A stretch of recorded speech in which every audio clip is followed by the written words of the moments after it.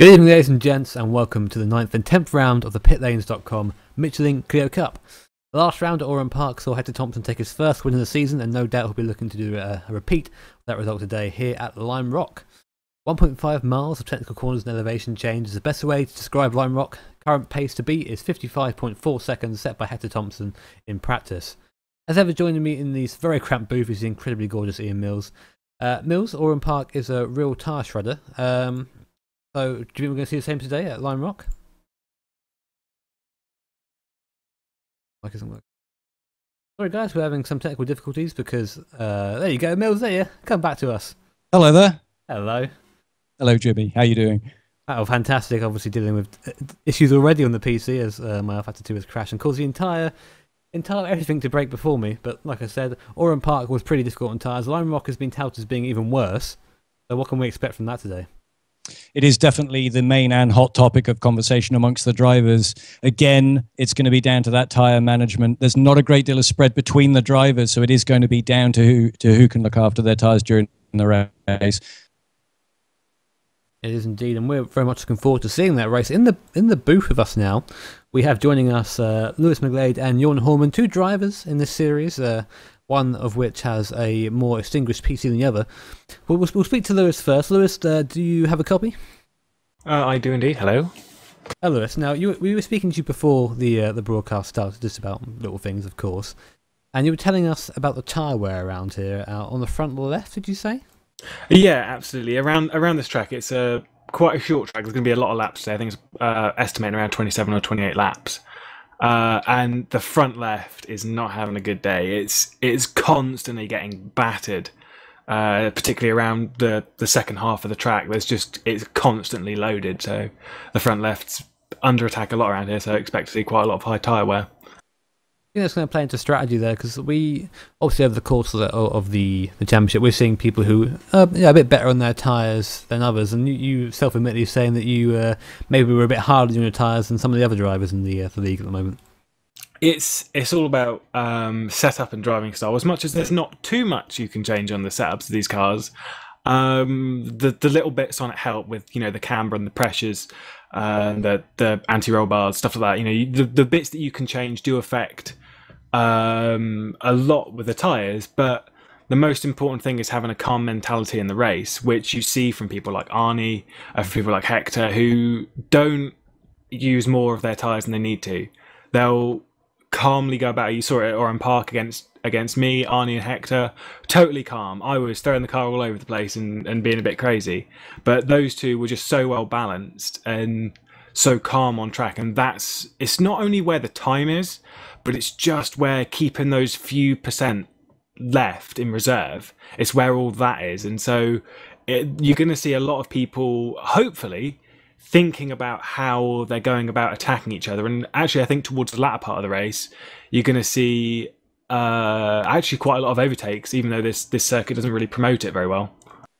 I mean, we've seen in practice the top, well, let's have a look at here. The top 5 guys are currently separated by just over a hundredth of a second, so it's looking very close around here. Yourself just outside that 2 tenths below. We've got Jorn Horman here as well, probably most notable for his PC combustion during the first round at Rockingham. Jorn, I mean, you were telling us before but everything's just about in place now. Are you confident that you'll be able to get through this without a repeat of Rockingham, or? Well, no, I'm quite confident that my PC won't catch fire this time around. So yeah, I'm crossing my fingers for that, but I guess it looks rather good. How are you feeling about driving the track today? I mean, I've been watching you out there. You're only 8 tenths behind the guys at the front at the moment. It's very close in the midfield. I mean, do you see qualifying as being important in this race?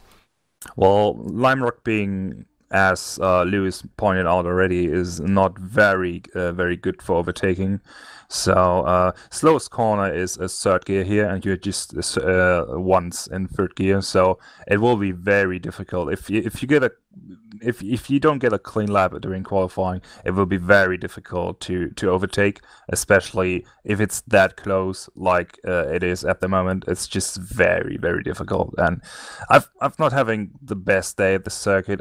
I must admit I don't really like it that much, but yeah, I'm still trying to find a bit more pace, and I guess I'll just try to stay calm. And I'm a better racer than qualifier, so I'll just concentrate on doing a good race, and maybe I'm easier on tires than a lot of people are.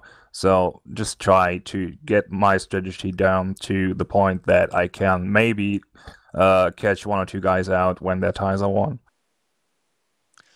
What sort of time drop off are we expecting through the race? So we're expecting the lap times to fall away. By how much are you expecting them to change? Well, I guess you're talking about maybe 5, 6, 7 tenths of a second. Really depends, but yeah, I guess that is roughly the time frame that we'll be looking at. That's interesting because tire drop off has been a sort of a race-winning factor. We saw, especially at Barber, with Cyril Vermeulen, who went off like the clappers at the start and then was just reeled in by Arne Schoenvliet as he was better on his tires throughout that race, and in the end he reaped the rewards of that. He took the win, but around here, like you said, it's a difficult place to overtake. So maybe even if you are a little bit worse on your tires and you're getting speed out the right corners, maybe not the end of the world. No, it won't be. It's just it is often hard to pace yourself, because especially at the start of the race, you want to get a move on and get good laps in and keep in touch with the guys in front, keep the guys behind you at bay. But it is so important to pace yourself, and keep telling myself it's a 25-minute race, stay calm, try not to overwork your tires, stay in touch with the front guys, don't let the gap be too big, but try look after the tires. It more often or not, it doesn't work out like I planned it to be. It's racing, but yeah, it's just like I try to do it. That's some awesome insight. Thank you very much for that, Johan. I've got one more question for Lewis, if you don't mind. If we just drag you away from practice, just a couple of minutes longer. We've seen some unfortunate results for you as the season has gone through. We've seen your pace. Everyone's seen your pace. We understand your top 5 finisher, I think, is pretty much where we expect to see you in these races. How would you feel your championship would be looking if maybe the DNF didn't come? Because obviously you've lost a lot of points. You've lost, I believe now 3 opportunities to score over the course of the. We're in round 9 now. So, I mean, do you see any sort of comeback from that, or? I think from Rockingham, after Rockingham, I was still sitting there pretty confident that not that I could win the championship, but get amongst the top lot. And I think the first win I had, the only win I've had this season against Arnie at Moors, that kind of boosted my confidence a little bit. But I think with the DNF at Oran Park, that's just kind of hit me. I know I'm not in contention. There's no real way. The points gap, they're just not enough. You've got 32 points for a win, 28 points for second place, and that's not enough of a gap. Like when you think about it, to claw back any sort of margin, because Arnie is incredible. He's so consistent, with his lap times and where he's finishing, and I can't beat that. But I'm still looking to possibly finish in the top 4, top 3 of the championship. If I hadn't had the DNFs, I probably wouldn't be in front of Arnie. I can tell you that. But I do have some confidence in me that I'd possibly be second. I mean, mathematically, it is still possible, so never say never. We've seen stranger things happen in sim racing, and I'm sure we'll see even more come. Guys, thank you very much for joining us. We're going to pop over now to the server for the last 45 seconds of practice and qualifying. Best of luck to you from the guys here at Grip TV, and hopefully a incident-free race for both of you. Okay, thank you for having me. Have a good broadcast. Thank you very much, guys. Have a good evening. Have fun. Right, and so Mills, we've been left now. We're on our own, finally. Got the kids out now. We're going to pop over to our R-Factor window. There it is. And you can see just the 20 seconds left now of practice. And with Hector Thompson topping the timesheet right now on a 55.4. That's pretty much the fastest time we've seen so far in practice. But the gap isn't big. It isn't big at all. I mean, we're looking down to 13th place before we get over a second away from the leader. So we're looking at some pretty intense stuff at the moment. Oh, it's incredible. And actually, as Horman was saying there, that he's sort of 8, 9 tenths behind, and which isn't a lot of time. But that is put him 13th in practice at the moment. Arne Schoenvliet, as we know, is one of the fastest people here. He's only at 1.5 tenths off Hector Thompson's time here in practice, but that's only good enough for 5th place. So this qualifying is going to be very, very difficult. It's always awesome to see kind of consistent like this across the field where the cars are so close. It just means that we're going to get close racing, and I'm sure qualifying will reflect that. We're just coming into that session now, just waiting for these guys to finish up, but there you go. And we see the first guys come out. Now usually we see Arne Schumbleit here sort of work his way to the front of the pack. We'll see if we can get a camera on him and see if he does that again. Here he goes, out straight away. That obviously where he wants it to be. And you see the timer there, it says 10 minutes and 17 seconds. The qualifying session is 10 minutes long, but up until then the pits will remain closed. If anyone does exit under the flag, they could be looking for a penalty for the race. But you see how long the pit lane here is at Lime Rock. It's a bit of an obstacle course in itself to negotiate. Yes, it is going to eat into their time that they've got to qualify here today. But I mean, luckily the lap is only 54, 55 seconds, and I see Thompson and Verdmuller cutting or taking a shorter line out of the track there to try and jump Schumbleit. But he's managed to get us in front, and he's in clear air, which is great. But as I was saying, the shorter lap leads to being able to do more in qualifying as opposed to, say, rocking.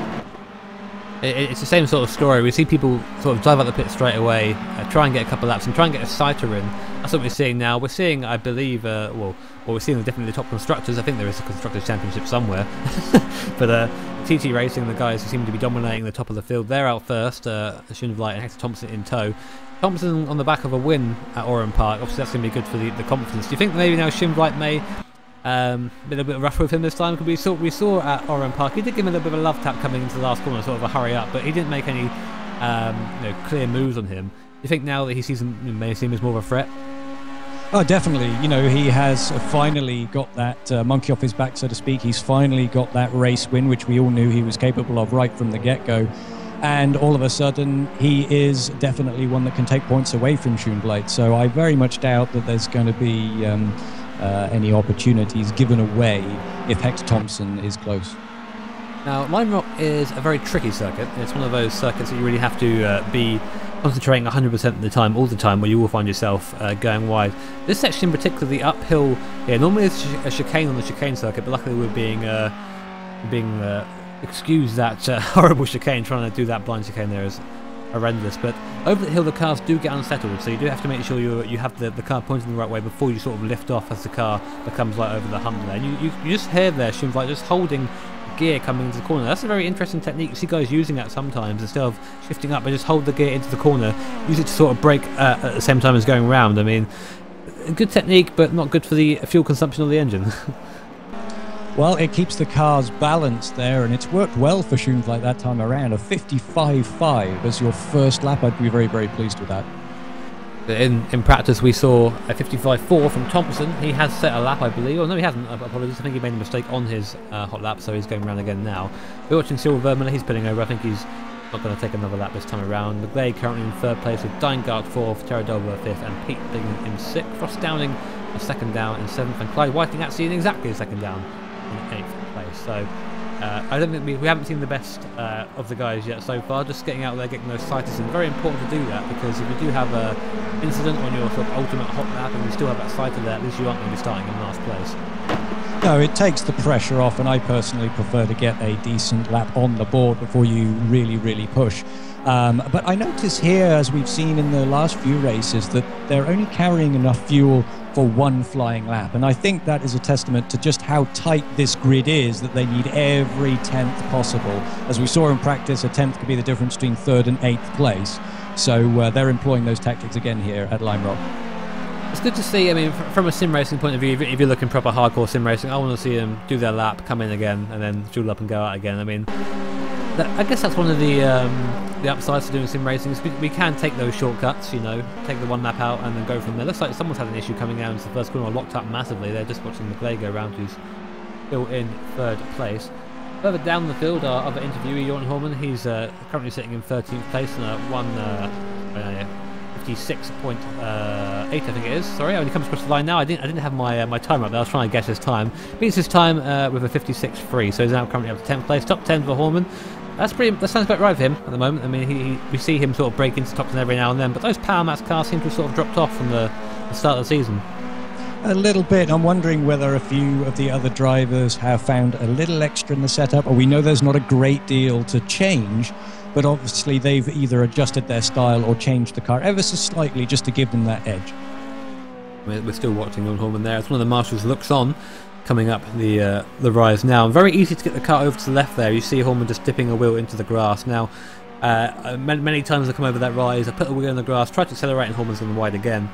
But if you try and keep your foot in it, especially in a front wheel drive car, that's doing your turning as well, you're going to get pulled into the grass and you're going to have a massive accident. So it's better in that case to sort of left off a little bit, lose that bit of time, but stay in the race as Horman comes into pit. Yeah, we've seen Hector Thompson put in a 55.6, only 0.081 behind Schoenflight, so he's second place. Cyril Verdmuller is only a 10th behind the current pole sitter in third place. And then Lewis McGlade 3/10 behind. But Carsten Deingard has put in a fantastic lap. We've just been talking about the coffee drop car there, not necessarily having the edge, but 55.9, a great lap from him. That puts him up into 5th place, and that's a good position for Carsten. Again, these Power Match cars just tend to not be able to pull into the top 10, and being in 5th place around here is a fantastic result. But I think we're going to see, we're going to see people qualify and then people race. I mean, Lewis McGlade, he hinted on that before, in our pre-race interview, about people who are better racers and cleaner on their tyres are going to be doing better. They're going to be just a little bit faster and maybe keep the tyres alive that little bit longer, which means that they're going to complete the race distance quicker. Yeah, speaking of faster, Ivo Packless has put a blistering lap in there. He's only 0.06 of a second behind the pole man Arne Schoenflight at this time, so a great lap from him. But I have to say, the guy I'm really excited to see up there is Pete Bingham, who has just been pushed down to 7th place, but he's mixing it with the top guys tonight. That's nice to see. We always like to see guys doing well around here. You have to apologise, guys, we're having slight issues with the timing here. I'm not getting the timing car up on screen during the lap, so it is just in the lap. We're going to see the times coming across. Yellow flag there waved by the marshal. Looks like, oh, big accident. I think that's Dolly Bellafronte. I think that he's actually lost a wheel. We'll see if we can get a replay on that. Obviously, bear in mind our replay tool is famous for its working capabilities. That was a big off for Donny there. Yeah, he got it all wrong there, and the track has bit him hard on this occasion, so he's going to lose a couple of minutes while he tries to get out for another run. But the circuit is crowded at the moment. The last sort of 3 minutes of this qualifying session, there's still a lot to play for. Yeah, we're going on board with Pete Bingham, who's just 4/10 off the top at the moment. Going a 10th faster would give him another position. Going 2/10 faster, putting up into 5th place. It is about getting that lap put together here. We are on board, coming through the last part of the course now, and you can see these front-wheel drive cars, they just want to understeer, especially in these fast corners. So getting the throttle control right is what you need to be doing around here. And you see the curve there on the inside slightly dip, so you can get the car in, use it to hook the car around, and come onto the straight and carry as much speed as you can onto your flying lap. Or indeed your if that peeping comes across the line, doesn't improve, does a 56.3. Peter Brandsma, just behind him in 8th place, was actually one of the fastest guys in the closing moments of practice. So he hasn't been able to hook it up. Maybe he's lost his rhythm a little bit there, but 4/10 off the pole at the moment. Just keeping an eye on Ivo Packless now as he comes round. He is within a breath of a pole position, which would be an outstanding result for him. He's coming across the line now. I'm not sure if this is a hot lap or not. Well, in seconds he comes across. It was a hot lap, but he was just a little bit slow. The thing is, he was faster in the first and second sector and lost it in the last, so that could have been pole over there. He's pulling over for what I imagine will be just filling up and going out one more time to try and take that pole position. Yeah, it was another consistent lap from him, only 200ths slower than his fastest time there, so that's a fantastic thing to see, especially with respect to the race. Everybody is out on track at the moment. 1 minute 43 of this session remain, and it's getting a little bit busier. It's what we can expect, to be honest. We're going to see cars starting to come out, trying to put in those last ditch attempts at moving up the grid slightly. We are watching Hector Thompson come. He's just come across the line and done a 55.6 and not improved. Not too far off the leader. That must be frustrating to come across the line and see that the gap is under a 10th and not, still being in 3rd place. Very, very frustrating indeed. I mean, it really is no time at all.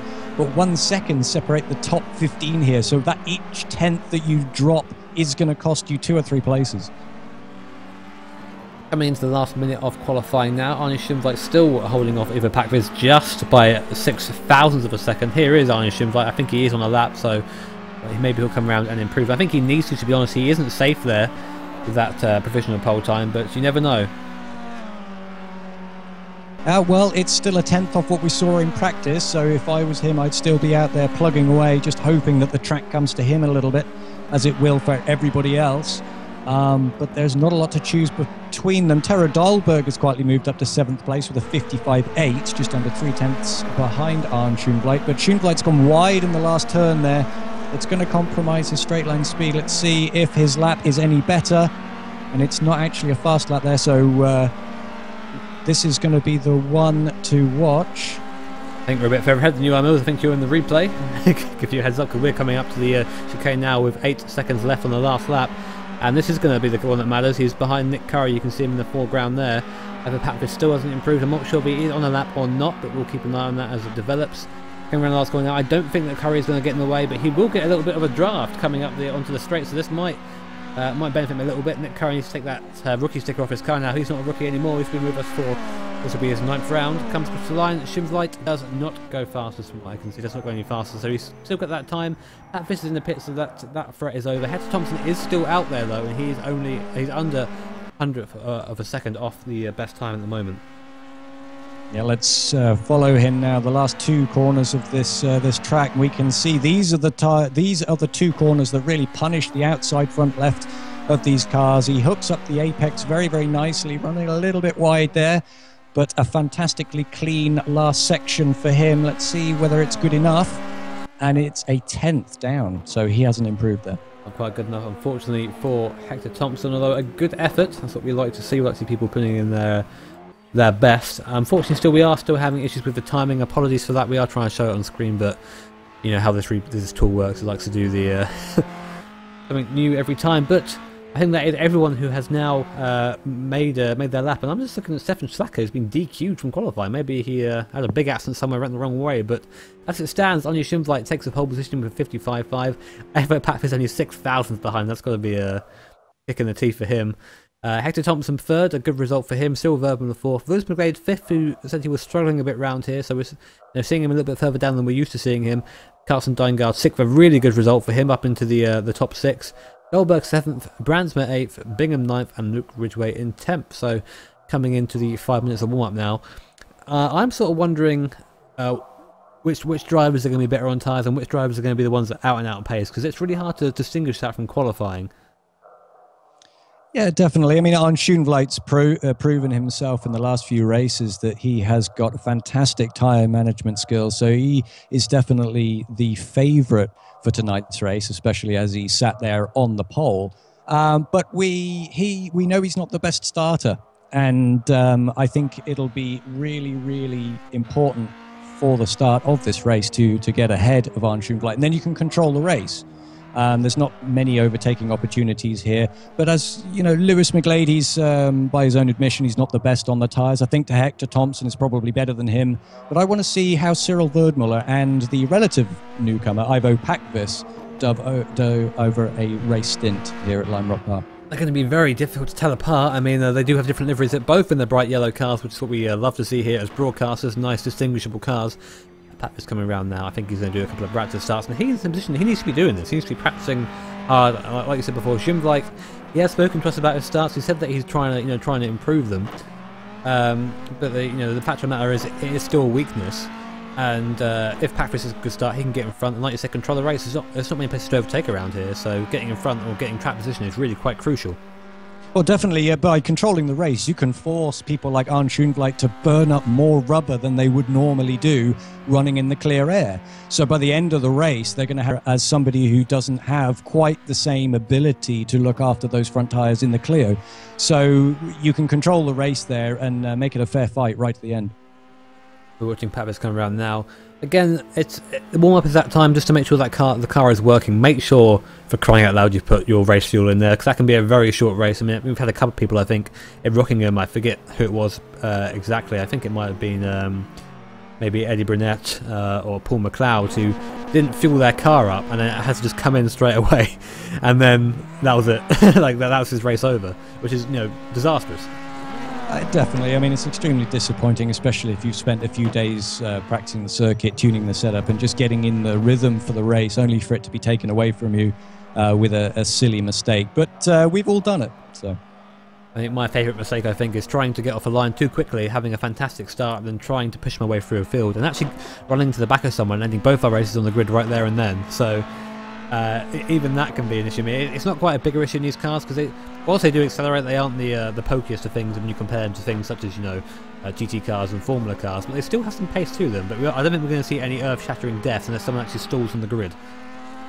I actually think that being slightly underpowered as saloon cars go in terms of race cars, I think it lends itself to a different type of skill and is actually harder to drive in some respects, because it's about that momentum and sort of threading the fine line between being extremely quick and falling off the circuit.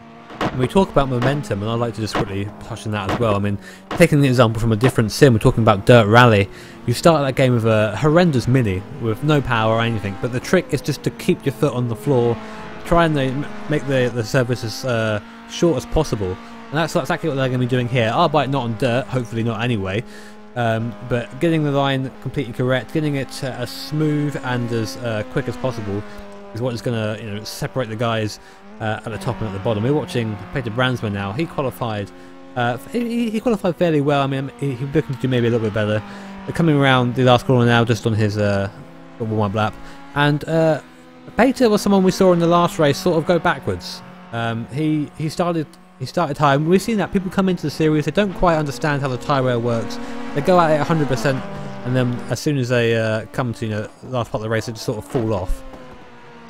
Yeah, I mean, it's great that rFactor 2 facilitates the smooth and consistent driving style and rewards those drivers. And these are great cars to show examples of that. So, yes, being a little bit more inexperienced in these cars, it definitely shone through in the last event. But that's the difference between winning a championship and not. So we'll see whether he's improved and can apply anything he learned from the last race. As an unashamed rFactor 2 fanboy, I really must say that having the feature where you do have to look after tyres, because you saw in old games, let's say GTR 2 and rFactor, rFactor 1, when people would just go into the corner, lock up all four wheels, drift through it, the fastest way through it, every lap, and not pay for it. You do that in this game, flat spot your tyres, you ruin them, that's it. I mean, you aren't in a Formula car, so it isn't quite as extreme. You don't get the massive vibration through the wheel unless you actually actively try and make your wheel into a 50p piece. But it's still something you have to really take into mind when driving, and you can feel that in the wheel. You can feel that when you're driving the wheel in rFactor 2. You can feel when the car is losing grip, and that is something that the guys really want to have their force feedback dialed in for. Yeah, it's great. These new platforms such as rFactor 2 are really pushing everything forward, and they're giving us what we want, and we want it as realistic as is humanly possible, or I do personally. And rFactor 2 really does go in that direction. We've just got our camera trained on Shimlight now. He'll be leading the guys away on the first race, and just coming into the warm-up now, waiting for it all to switch over, as it does here. The guys just waiting in the pits now. I think they're just getting the race set up. As someone who's been involved in an admin team in rFactor leagues and whatnot, the start of the race is always a little bit shaky. It's like, is this going to work? Are we going to get past this all right? And then when the green lights do go out, it's a bit of a sigh of relief. Yeah, it's a good thing that we've got a minute before the green light here. The server has a chance to keep up with everybody's connections and settle in for the race ahead. But only 20 seconds remain, and we are all go. Here is Arne Schindler on the grid now. Ivo Packfist next to him in the fantastic second place qualifying position. There you see Arne Schindler just give the wheel a wiggle, making sure everything's still working. I've had force feedback go at the start of the race before, and it isn't nice, it isn't pretty. It does mean someone's going to end up having a massive crash. But anyway, guys, now just waiting now for the lights to come down. They're revving their engines on the grid. You can hear the klaxon. Wait for it now.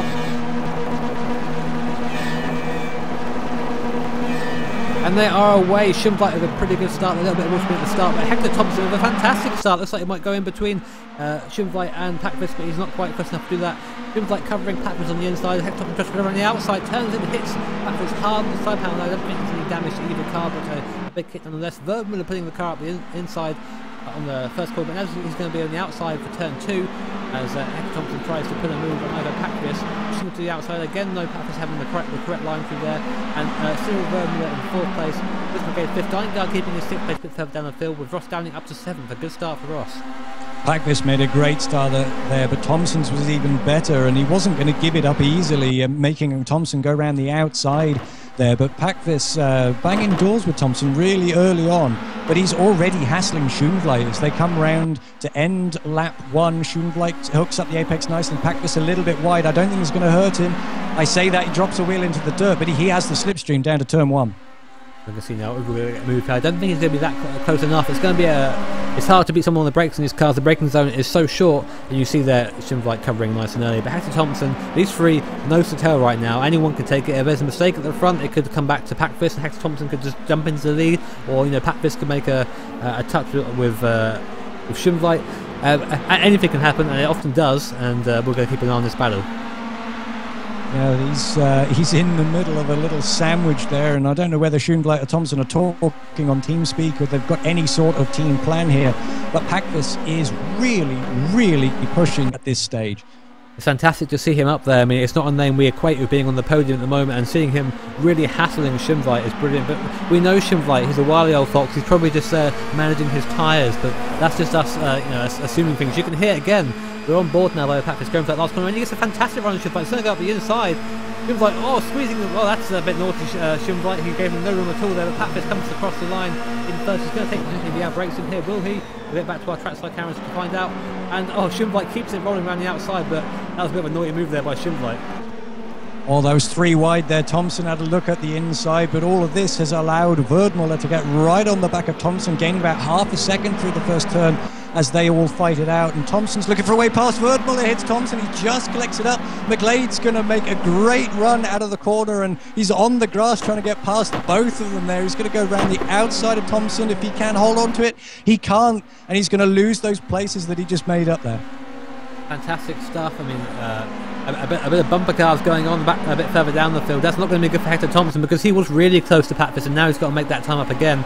He needs to be that gunner for his teammate, pressuring Pakvis so he doesn't get too close to make a move in Schoenvliet. But at the moment, Pakvis looking really fast out there. I think we saw a big crash in the background. I don't know whether I just saw that. I think that was Tara Dolberg in the background there. I just saw a car on its side. I'll see if I can get a replay of that come up. Can we get a replay? No, we can't. He's in the pits now. The replay tool is broken.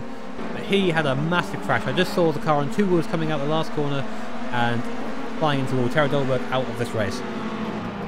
Pakvis is still hassling Schoenvliet, and on Schoenvliet's not that quick at the moment. Both Pakvis and Thompson have caught up a little bit on that last lap there. So Pakvis once again is going to be hassling Schoenvliet for the lead, and I think he's burning up a lot of tyres to do this. So it'll be interesting to see whether he can keep this up. If he can get in front, he can make the strategy work for him. Yeah, but we're seeing Hector Thompson, he's come back at the both of them. He was 1.3 seconds down, he's now half a second behind the leader. And I think it just shows that Schoenvliet is just controlling this at the moment. He's not going at full pace. We can see what sort of pace he can do. He's making Pakvis burn that rubber up, because he is the biggest threat right now, not his teammate.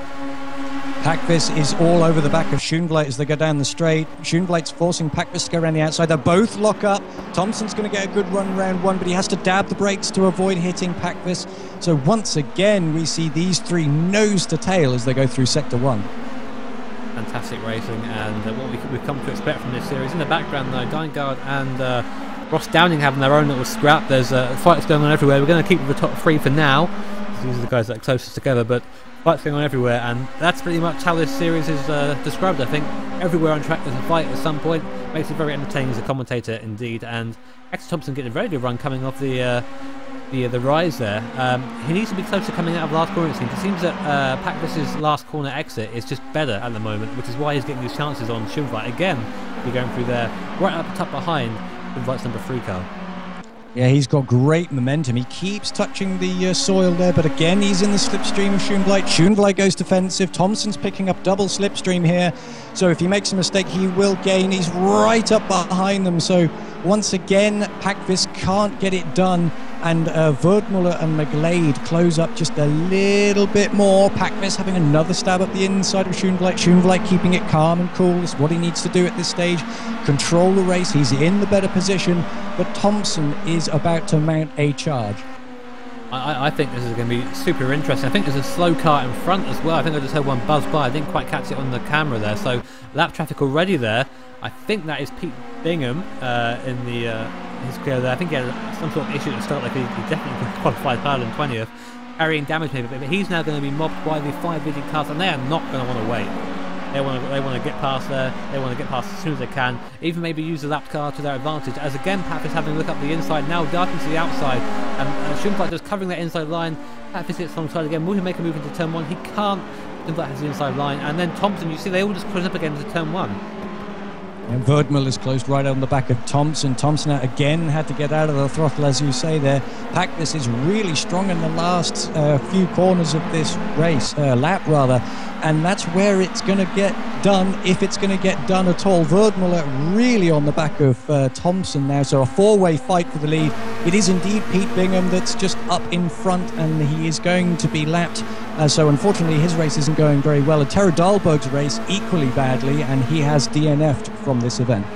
We're currently seeing him in chat now asking scores for his excursion. I wish I saw it, Terra. I saw the underside of your car and that was it. So good stuff for the acrobatics. Also good in the race. We are on board now with Hector Thompson. You can see that gap to Pat is actually extending a little bit there as Hector puts a wheel in the grass. But you see him just sort of trying to intimidate Pat, saying, look, I'm going to have a go at this if you leave room, so make sure you don't like put a move on my teammate.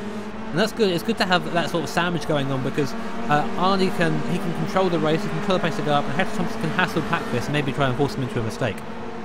Lewis McGlade is about to make a move on Cyril Verdmel, 2 places back there. So it's all going on after the 7 minutes of this race gone there, and they're not really closing up on Pete Bingham, so hopefully he won't get in the way of this leading group. It'll be disappointing for Bingham though, because that's sort of indicative that his pace wasn't too bad, especially the top guys haven't caught him just yet. Look how close Pat Fizz is now again. He just seems to have been about 2 attempts the entire way around, and then he just needs to get the run out the last corner. That's where the speed is, that's where the overtake is, at turn 1. And again, everyone seems to just dip a wheel in the grass there. I think if you can get around there at the same speed, I think the grass does slow you down somewhat, and you can see Schumpeter just taking the line there to go around the back marker, Bingham doing the right thing and pulling over to the right hand side of the course. Schumpeter had to go defensive again there while navigating that traffic. Pete Bingham getting nicely out of the way for everybody here. But no real changes here. Schumpeter's putting in great laps, a 56.4 in the last 3 attempts. Ivo Packvis is obviously following very, very closely, so he's not really going much faster. He did a 56.3, so I think he's got the pace, but can he look after those tyres? That's the question. We're riding on board now with Ivo Packvis, and you can just see how close we are to that number 3 Clio of Arndt. You could reach out and touch the back of his car if you wanted to. I wouldn't recommend it though. If we go down the hill now for the last point, and this is where the difference has traditionally been between these 2 guys in this race. Will it be again? You hear him just holding that 4th gear and then shifting to 5th, and again the slipstream. You see he does have the run, but you will now see Schumpeter dart to the inside to defend the position, and Packvis will be forced to go wide. Much closer that time around. He's on the outside. Schumpeter locks up. Packvis is trying to cut the inside, but Schumpeter hesitates on the apex. They're slowing them both down. Hector Thompson closes the gap again. So we're having this concertina effect there, but Schumpeter's driving very, very maturely and really controlling the race. Yes, indeed. There is that one move I would like the stewards to have a look at of it with mine, where he looked like he did force Packvis into the grass. We don't like to see that. Maybe he just didn't know he was there.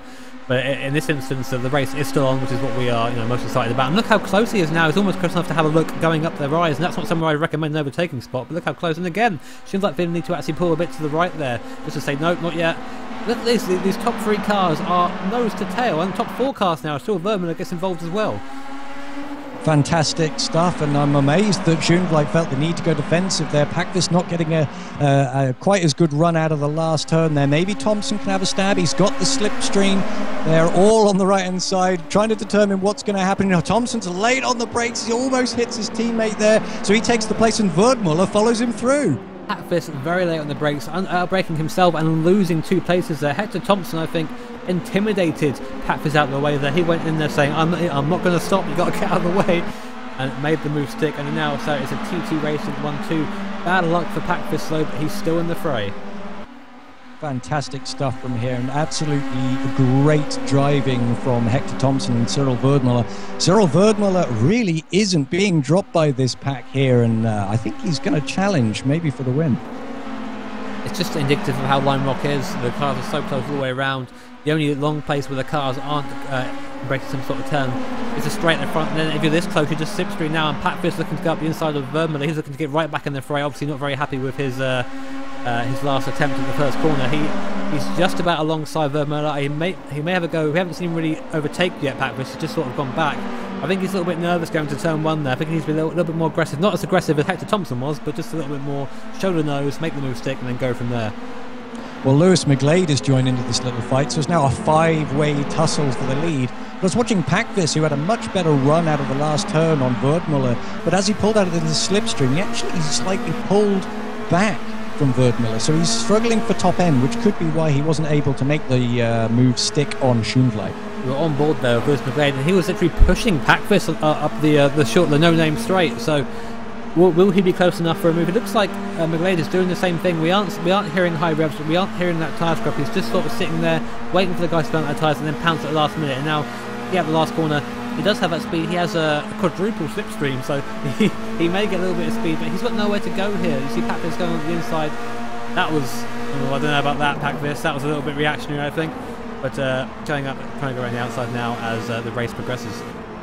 Well, while this is going on, Schoenvliet's quietly pulled away slightly from Hector Thompson, 6/10 across the strip. And Pakvis is going to try and capitalise on a small mistake there from Verdmuller, but I can see Hector Thompson locking up and sliding his car and really working those tyres. I think Hector's going to be the first one of these guys to drop away if he keeps working the tyres like that. Verdmuller, with a fantastic drive so far, we've traditionally seen him just be difficult on his tyres, but putting in a very mature performance today. The gap has increased a little bit to Schoenvliet at the lead. It's only just over half a second now, but that's better than an attempt from Mr. Patvis. And again, look how close McGlade is to Patvis. Will we see a move coming down the straight here? Patvis goes very wide, so does McGlade, follows him off. Surely that's going to be an overtaking for a move for McGlade, but no, Patvis still carries the speed somehow. He must have had fantastic momentum. Verdmuller up the front is trying to get round Hector Thompson, can't make it stick.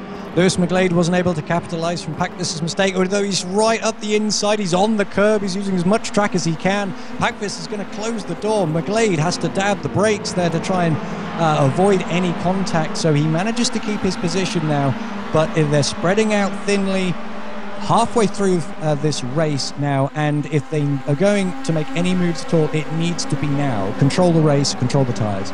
I'm not up to date with the pitlanes.com rulebook, but we have seen some very interesting defending so far. I wonder what the stewards will say about that. We'll get to that after the race, but look how close Verdmuller is to Thompson. Again, just hanging on that rear bumper, being pulled along by Hector Thompson. Now he's going to be in the sixth string going down the straight, nice and close. Will we see a move here into turn 1? Well, Schoenvliet's gone wide. Verdmuller hooked up the apex nicely. He's deep into the slipstream. He's looked right. He's going to have to go left. Thompson going defensive. He's pulling back over to the racing line. Verdmuller has had to go the long way round. The arc of this corner is far too long, and it's not going to be done this time around. McGlade closes up once again, and it's all kicking off here. I think we're starting to see Patvis's tyres go the wrong way now. His pace has come off quite a bit. Well, let's go Lewis McGlade, that's an off there. I think that's Luke Ridgway, who's spun the pitlanes.com car just coming off the right-hander, so he's done well to stay out of the way there, but obviously the last couple of races for Luke haven't been too nice. I mean, he had a great result at Oran Park in the first round, and then the second round he had a massive crash at the first corner, and here he spun, and he's currently sitting in he's the last running car in 18th place. I think his race is definitely over, which is unfortunate for him. At the front, though, Verdmuller again gets a great run off the last corner. He's in the slipstream. Thompson once again goes defensive. Are we going to see a carbon copy of the last race? Verdmuller is going to go up the inside. There's contact, and they are both off into the boonies. Thompson comes in there, turns in on Verdmuller when the move was done. And again, we're seeing some very interesting defending here. I know people are trying to keep their position, but there's a point where you have to give up the place, and that was one of them. And Hector Thompson there. I think Verdmuller does have a damaged car. It looks like he's crabbing now. It looks like it's going to be the end of Verdmuller's race. That's severe suspension damage. You can see that there. That's bad luck for Verdmuller. The big beneficiary from that incident is Carsten Deingard, who quietly moves up to 4th place.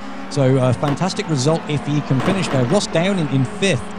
But Hector Thompson has got going again. As you say, he's in 6th place. I don't think there's enough. But Cyril Verdmuller is out with suspension damage. So, yeah, he is definitely out of this race. So that's a real shame from him. But halfway through this race. Arne Schoenvliet leads, goes into the first turn now, followed by Lewis McGlade, who's getting challenged by Pakvis there. Very, very close under the brakes in third place. Carsten Deingard, as I say, fourth. Ross Downing fifth. Hector Thompson is in sixth place and has a lot of work to do. Peter Brandsma at seventh. Schlacker in eighth. Clyde Whiting in ninth. And Horman in 10th place. Lewis McGlade, despite having self-admitted issues with his track, finds himself in second place, but he's under a lot of pressure from Ivo Pakvis behind.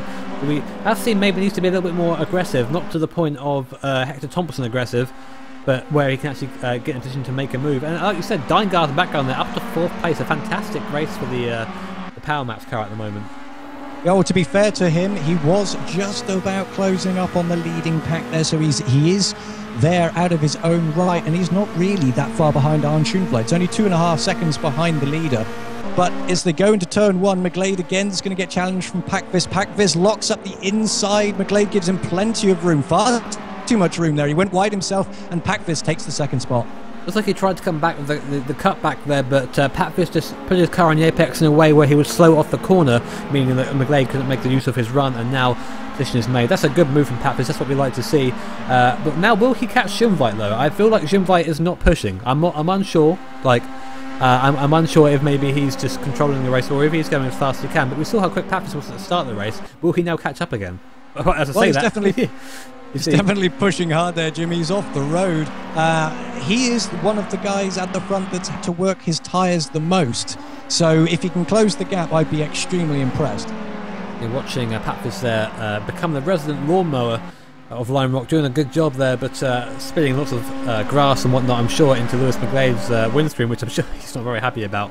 Again, in the background, we see Hector Thompson. That's the gap there. You see that car, the yellow stripes. He is now a ways away from Ross Downing. 5 seconds is the gap, and I don't think we're going to see him come any higher than 6 with only 7 minutes left in this race. Lewis McGlade then, he needs that position back. He's got the pace to do it. Pakvis has got the worst tyres in my opinion. Lewis McGlade having not fought quite as hard, but if I think they're both catching Schoenvliet slightly. I think they are both. I mean, I think the gap has come down. Oh, there's a wheel on the track there. That belongs to Nick Curry, and Schoenvliet hits that hard. Nick Curry's made a mistake somewhere. Again, we'll see if we can get replay, but is not behaving. No, but you can see him there. He's just falling away. No wheel on his wagon. That's a big shame there for him, but Schoenvliet got away with that. He was very lucky. Well, unfortunately, Nick Curry came up the hill and he went very, very wide, and he just clipped the barrier and it spun him round. So unfortunately, a mistake, as we saw at Birmingham, he is out. And speaking of mistakes, Pakvis has gone very wide going into the first corner, and now he's gone to the grass, still on the racing line though to defend, and it's not going to happen again for Lewis McGlade. These two fighting is letting Schoenvliet get away. I'm sure Schoenvliet looking in his mirrors and just sort of cackling as he drives off into the distance, but I think if they work together they will be able to catch Schoenvliet and maybe settle it at the end of the race. 6.5 minutes remaining, so there is still time. Yes, definitely, and Pakvis is very, very strong in the second half of this lap, and Schoenvliet's not really pulling away, but as you say, he's got everything under control, and if McGlade and Pakvis are able to mount a challenge, Schoenvliet is going to be ready. Here we are on the straight there. Will we see these guys working together? There is a common move in stock car racing called the bump draft, where you give the guy in front of you a little push, and you benefit from the slipstream in front while you push him, so you both get a bit of a advantage down the straight. But he wasn't quite close enough to do it that time around. We might see it on the next lap. I'm just watching the times here of Ivo Pakvis, Lewis from McGlade, see if they've got the car under them that they need to catch Schoenvliet. And actually, they are lapping just about as fast as Schoenvliet, the race leader, is, despite going toe-to-toe. So it's an impressive pace from them. It's always nice to see the pace, and we see the same concerned marshals to go past the TV post for the I'm not counting how many laps we're on now, but we're lap 20 there, the 20th time, and look how close now McGlade is. I think it would benefit actually just getting past Pakvis and going for it himself. I feel like Pakvis is now holding up Lewis McGlade. Yeah, ever so slightly, but Pakvis is quickest where it's important, and McGlade isn't going to be fast enough to challenge down into T1 this time around, and that's the best overtaking opportunity. He's gone to the inside there, but he's not really close enough, and he naturally backs out of it. But he's just much better at hooking up the apexes at the moment. I think that's something indicative with the tyre wear there. The slow CP corners seem to be affecting the car more. Obviously, Pappas has something in the setup, though. There's limited setup in these cars, but it's helping him get through that last corner faster than anyone else, which is what he needs. He needs that right now. He needs to be going quick off the last corner. He goes very wide though onto No Name straight. That might be McGlade's chance. He pops up the inside. Does he? Yes, he does. And that is a mistake there from Pappas. Just talking of tyre wear, I think it bit him there, and McGlade ahead now. But will Pappas come back at him on the straight? Like I said, he's very quick through that last corner, so this definitely isn't over. No, not at all. There's 5 minutes of this race to go, and I think McGlade's got the pace to catch Schoenvliet. I don't know whether he can pass him or not, but he is actually faster than Schoenvliet at the moment, despite going toe-to-toe with Packness. As I said, Packness is not close enough to have a stab down into T1, so I'm really interested to see whether he can close this gap in the final stages of this race. Just watching him coming off the last corner, and the gap was, it was visible compared to what it was last lap between McGlade and Packvis. So McGlade now needs to push in this part of the course to try and get away from Packvis, try and avoid having that slipstream. I think now Schoenvliet is starting to turn the wick up a little bit. He knows that he needs to get to the end first. That's the aim of the game, and McGlade is looking to try and take that position away from him, no doubt, if he can just push a little bit harder at the end of the race. Well, further back, Carsten Deingard isn't really being dropped by these two, and they are the fastest guys on the circuit at the moment. So again, great performance from Carsten Deingard. He's out of trouble. He's keeping it on the grey stuff. And Ross Downing is there in the white car. He's not really being dropped either. So 4 seconds separate the top 5, which at this stage of the race is very impressive. Especially for Ross Downing, I mean, and Carsten Deingard. Carsten Deingard is only 3 seconds off the leader here. And other races we've seen that being double figures. So fantastic performance from the guys in 4th and 5th right now. Definitely well deserved. Shame about Hector Thompson. He's sort of dropped off a little bit actually. He's now down in 7th place. So maybe suffering with damage from that earlier collision. Well, the times are in. That time around, Lewis McGlade did a very impressive 56.9, which, considering at the stage of the race we're at, that is very quick indeed. But Arne Schoenvliet was only a tenth slower than Lewis, so Lewis is the faster guy at this stage, but it's not going to be enough.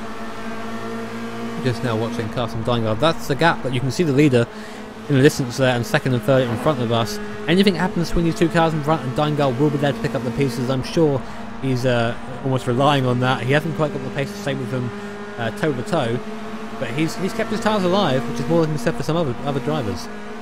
It's very promising indeed, and if he can sort of carry that over to the second race, particularly in qualifying, then maybe he can challenge for podium. Yeah, we're just watching Deingard now coming into the first corner. 2 minutes remaining of this race. Schoenvliet your leader, McGlade 2nd, and Packvis in 3rd place. The gap to McGlade and Packvis has opened up a little bit, and the gap between McGlade and Schoenvliet is sort of staying around 1.5 seconds. I don't think McGlade's got the pace to catch him at this point. Again, another master race from Schoenvliet. I mean, he has taken advantage a little bit of other people, as is the way, but you've got to be in the right position to do that, and he was. Well, part of keeping yourself out of trouble is part of being a racing driver. And okay, Hector Thompson was involved in another incident there, but unfortunately, it's going to cost him championship points here today. We're seeing traffic coming to the equation now. Schoenvliet is being held up, I would say, quite a bit coming through the last corner there, trying to get past traffic there, and now McGlade is within a second from 1.5 down, so now he's gaining time all down this straight because of the guys in front holding up Schoenvliet. Will the car on the right stay out of the way? He does. That is a bit of a free lunch there for McGlade. Now, will he use it? He took 7 tenths out of Arne Schoenvliet as Schoenvliet tried to navigate Danny Belafonte there. So all of a sudden, in the last couple of minutes of this race, it's really come alive once again. We've seen action through and through, but it's not over yet, Jimmy. I do wonder if it'll be enough. I think the last lap will be the next lap, and I don't see any lap cars ahead of this pack at the moment, from what I can see just on my... Oh, sorry, I'm lying completely. We're looking at 2 lap cars now. One of them pulls to the right-hand side of the track. Will he stay there for McGlade? No, he doesn't. He comes back across. Will this now hold up McGlade? I think it will. You see now, the traffic does go both ways. You can gain time, you can lose time, and now that gap extending again as McGlade, you see right on the back of Christian Baxman there, trying his best to keep as much speed as possible, but not quite enough. Well, he actually bumped out of Baxman there, and Lewis McGlade is keeping his foot in it. He knows he's only got a minute or 2 to catch Schoenvliet. As you said, I don't think it's going to be enough, but he's got the pace. His lap times are there, and traffic is going to be a bit of an issue. But Ivo Packvis is dropped from Lewis McGlade now to the tune of 8 tenths. also navigating traffic. And Baxman goes off there in front of Deingard there. So if I was Deingard, I would have panicked a little bit. But he keeps his cool, keeps out of trouble as he has done all race long. Ross Downing's actually catching Carsten Deingard at the moment in 5th place. And this will be the last couple of corners for Arne Schindler. The gap has come down to 0.8 of a second, but I don't think Schindler's going to care. A win's a win. One more corner now separating him, and yet another win for Schindler. Coming around the corner now, see that Clio Whiting just getting to the side of the track there, just letting the guys through. And that'll be another win for Arne Schindler. Fantastic result for him, with Lewis McGlade coming in 2nd place. I'm sure he's very happy with that, considering that he's had the issues there on tyres. Ivor Patfish 3rd place, Carsten Deingard 4th, and Ross Downing 5th, with Peter Branson coming home 6th. Notable crashes, I say. Hector Thompson and Cyril Verdmüller came together halfway through the race, resulting in both of them, well, Verdmüller's retirement and Hector Thompson's damage there. But another fantastic result for Schindler, and I'm sure that Lewis McGlade is very happy with his 2nd place. Yes, absolutely fantastic. He showed there that he has the pace to challenge Schoenbleit, so if he has a better start, then maybe we can see it all mixed up for the 2nd race. But what a fantastic race through and through. I mean, we saw 5 cars at one point battling it out for the lead, so it's very interesting to see how that played out. So great stuff from those. Horman managed 8th place in the end, so he'll be really pleased there. A fantastic result. Something I love about R-Factor 2 is watching the marshals wave all the flags at the end. Very, very immersive in that case. But it's a big disappointing run for Tero Dolberg. I mean, all we saw of his car was the underside going to the last corner, and that was a big DNF. I would love to have had a replay on that, but it looked massive. I'm sure he's going to try and come back, perform better in the 2nd race. But that's not how you want to start your weekend. Definitely not. It's well, as I say, some of it's about keeping out of trouble, and unfortunately Cyril Verdmüller was not one of those people, and I'm just trying to work out here where he would have slotted in, whether Lewis McGlade would have been able to pass. So, I mean, those top drivers not separated by much. Now, there's a way in this. I mean, this race I think has been the closest we've seen so far. Bar, I think the first Rockingham race where Hector Thompson and Invite finished half a second. But this is very close. The top 4 cars within about 5 cars within about 4 seconds of the leader. Some of that is down to traffic at the end, but a lot of that is down to the pace of the guys there. And I've got to say, I'm really impressed with the performance of Carsten Deingard. Yeah, absolutely fantastic. He just did everything right, and he finished only 3.8 seconds behind the leader, which, considering that leader was once again Arne Schoenbleit, a fantastic performance from him. Great driving. I think we're starting to see the grid now come a bit close together. Everyone's getting used to the car. Some people get used to it a bit quicker than others, which I think is why we see, Schindler at the top. He got it down straight away, and he's had it down for the entire time. But then Ivo Packfish, who came in only a couple of races ago, finishing in 8th and 7th place, comes 3rd here. And I think if there wasn't for a couple of instances there, had the pace to maybe win. Yeah, I mean, it's really difficult to tell whether these guys at the front had anything left. Should it play out slightly differently? Did they have more tyre than another driver as the final minutes of the race unfolded? Schoenbleit had it all his own way, really, in the 2nd half of that race. So had Lewis McGlade caught up, had Packvis got in front at the start, I mean, there's lots of ifs and buts, but the whole race could have been completely different because it is that close. We're just going to pop over to our webcam scene now while the track loads up. You don't want to see loading screens in R-Factor 2, trust me, they're not the most glorious things in the world, especially when you're looking at the loading bar. But I'm really looking forward to the 2nd race. It seems what we get in the 1st race is people sort of feeling things out, getting to know where they are in terms of pace, and then in the 2nd race we see everyone just sort of go at it. It's like definitely like rabbits. Yeah, well, they found their groove, and I tend to go faster in the 2nd race than the 1st because you're a bit more comfortable. You know where you can push. But within the context of Cyril Verdmüller and Hector Thompson, are they going to be a bit more tentative around each other? Are they annoyed with each other? So it'll be really difficult to judge whether they're just going to go all out, regardless of who's in front, or whether they're going to try and rein it in a little bit, stay out of trouble, and make sure that they get a better result at the end of the race. Yeah, I mean, in this case, Verdmüller was the innocent party here, and he was the one that ended up losing out on points. So I think we'll probably see some sort of penalty applied there. The penalties they are being dealt with by the admin, Mr. Rich Goodwin, who isn't here today, unfortunately.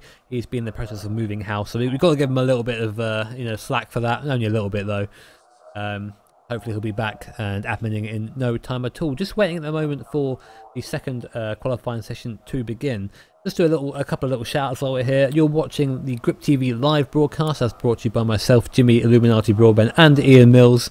It's fantastic to have you in here. If you are enjoying the broadcast, make sure to hit that follow button and click the Grip TV link above the broadcast to see the rest of our streamers, because we're all awesome, frankly, so you should be following everyone. Also at pitlanes.com, this is the series you're watching today. If you are interested in getting involved, head over to pitlanes.com, very friendly community, got their own Mumble server as well if you want to go in there and just chat, so it's definitely worth checking them out. I just want to very quickly answer a question why I have no camera on. I am feeling like death today. I'm literally running on caffeine and that's it. So if you want to see some guy wrapped in a blanket looking really pathetic, then I can do that for you, but I don't think it'll be really it'll match with the broadcast very much. Well, I've actually seen Jimmy today, guys, and it's not pleasant. So it's doing you a favour, trust me. It's nice. It's nice to know that you know, I've got my friends here to support me. I was going to say, Mills, on Carsten Deingard, obviously teammates with Jon Horman, who I believe finished 10th in that race. Do you think these guys are running the same setup? I believe so. I will check into that for you. However, you know, he did start a lot further back. And once you've dropped back on the first few laps or so, trying to fight with all the traffic, everybody's trying to find their position and slot in with their relevant pace. So, you know, the lap terms weren't that dissimilar. I think it was all down to the start. No, I sort of wonder if we can grab anyone from the Mumble server. I wonder if we can move Nick Curry. I doubt we can. I'll send him a quick message quick. It'll be nice to have a message with him. Because he had a big incident in the first race. And it was, well, very scary indeed, I imagine. I've just sent him a quick message now. We might get him in here, no promises. I'm sure he's still in sim or maybe having a toilet break. This is what this sort of break is now. People just making sure they're all feeling okay and getting everything out of the way before race 2. No distractions. We don't like distractions here in sim racing. We are very set on what we're doing. And Lewis McGlade taken to the circuit, so we can actually watch them and go around now if you want, guys. We'll pop back to our RF2 scene there. There we go. Flawless.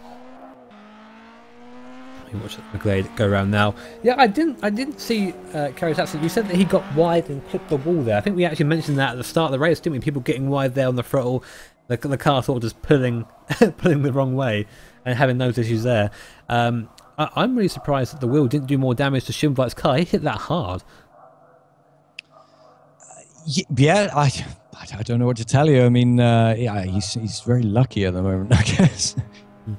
Definitely a very lucky man indeed. Just going to answer a couple of questions in chat here. People saying, is the online busy in rFactor 2 now?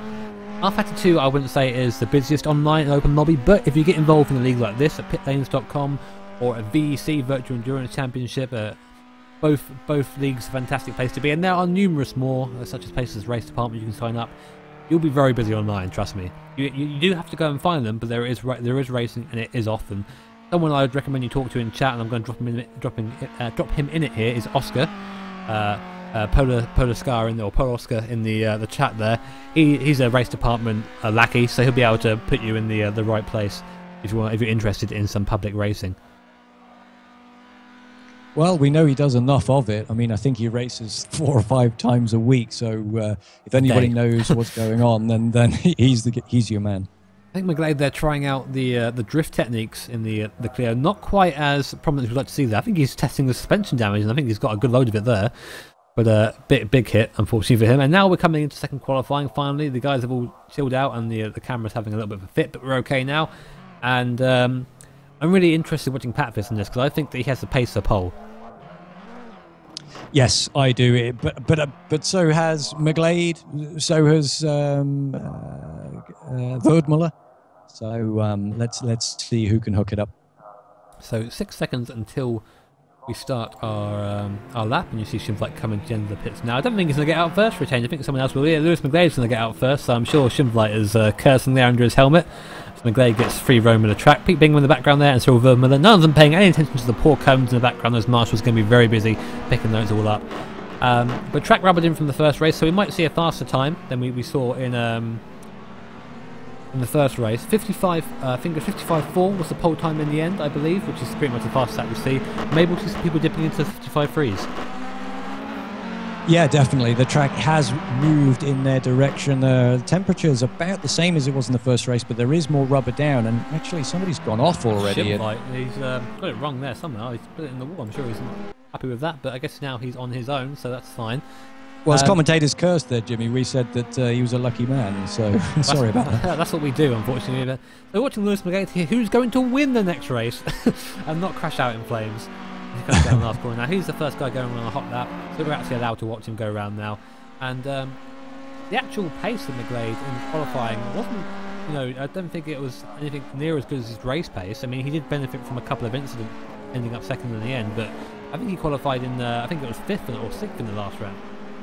Yeah, he did, but it was less than 0.2 of a second off the pole, 0.17 if my memory serves me right. So there really isn't much. You've only got to drop a wheel here, hit a curb, and it's going to be the difference between pole and 7th place.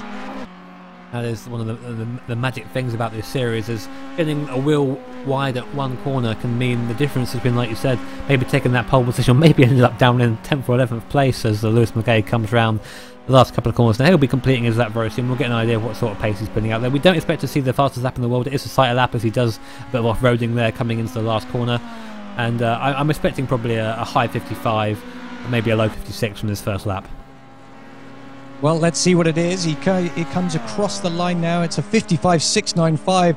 It's not a bad banker lap there, so he's got a great one on the board. But Cyril Verdmuller has just pipped him to the pole at this stage, 1/10 faster. Carsten Deingard picked up where he left off. He's third with a 55.9. And Pete Bingham is 4th place at the moment. Oh, I say that he's being pushed down because Baxman, Horman have put in good times there, 56.163 apiece. It'll be very impressive. We see if we see Horman dip into those 55s. I think he's capable of it. Luke Ridgway, you see having a tough time there, getting it all wrong on his hot lap. Hector Thompson moves into the pole position by 0.023 seconds, so nothing in it at the top again. Just watching Luke come through. Luke does set a time. It's a 56.7, not good enough for anything above a 13th place at the moment. Yeah, Hector Thompson setting the bar very high there. That is the time that Schumblake set in the first qualifying session. I've just watched Luke Ridgway spin at the first corner and leave the car on track. Nick Curry comes around, not seeing him, hits him, and unfortunately has to abandon the lap and go get a new car. The difference between Arne Schumblake and Hector Thompson is 0.004 of a second right now. That's between the top two guys, and that is fantastic stuff. Hopefully we'll have that sort of gap going into the final race. Not dissimilar to the gap between Schumblake and Patvis in the first race. This is unbelievable stuff. Cyril Verdmuller there is in 3rd place. He's only 200th off Hector Thompson's pole time, and he's 3rd. Lewis McGlade only just over a 10th, and that's only good enough for 4th, and there's still 6 minutes of qualifying to go. Watching McGlade come around now over the start finish line. What sort of time is it going to be for him? I think he might be on an outlap, and he is, so I will shut up and we'll go and watch someone else. Ivo Pakvis, like we have our eye on, seeing as he is one of the fastest guys out there. I can hear someone honking that horn going around. Might be Pakvis, maybe excited to be on the broadcast. I'm not sure if he's in a hot lap or not. Unfortunately, our timing doesn't tell us that. It usually does, but it's broken there, and that's a car off slow to the right. Luckily, they're out the car now. I think that might have been Donny Villafonte. I'm not entirely sure of that livery there. And coming around the last section of corners, this bit's so important because it's all about momentum through here. But it's also where the tyres scrub. In qualifying, that doesn't mean so much. You can scrub the tyres a little bit. You can go get a new set. But in the race, doing that over and over again means you end up with quite a lot of wear. So I'm noticing everybody is a little bit more aggressive in this qualifying session compared to the first one. So they're really trying. I just saw Lewis McGlade get up on 2 wheels there as Pete Bingham hits the wall. I think that was Pete Bingham anyway. A blue and white car there right in front of Luke Glade as he came across the line. But everybody's hitting the curbs, everybody's getting on the grass a little bit more. They're really determined. Looks like now we have a replay tool working. We've just watched Pete Bingham go into that wall from the swingman camera, so unlucky for him there. Maybe if Tara Dolberg is good enough to do another free 9.0 acrobatic move, we'll get it on camera this time. So let us know, Tara, if you're going to do that. Vermeulen is now, the top 3 are separated by less than a quarter of a 100th of a second. That's pretty ridiculous.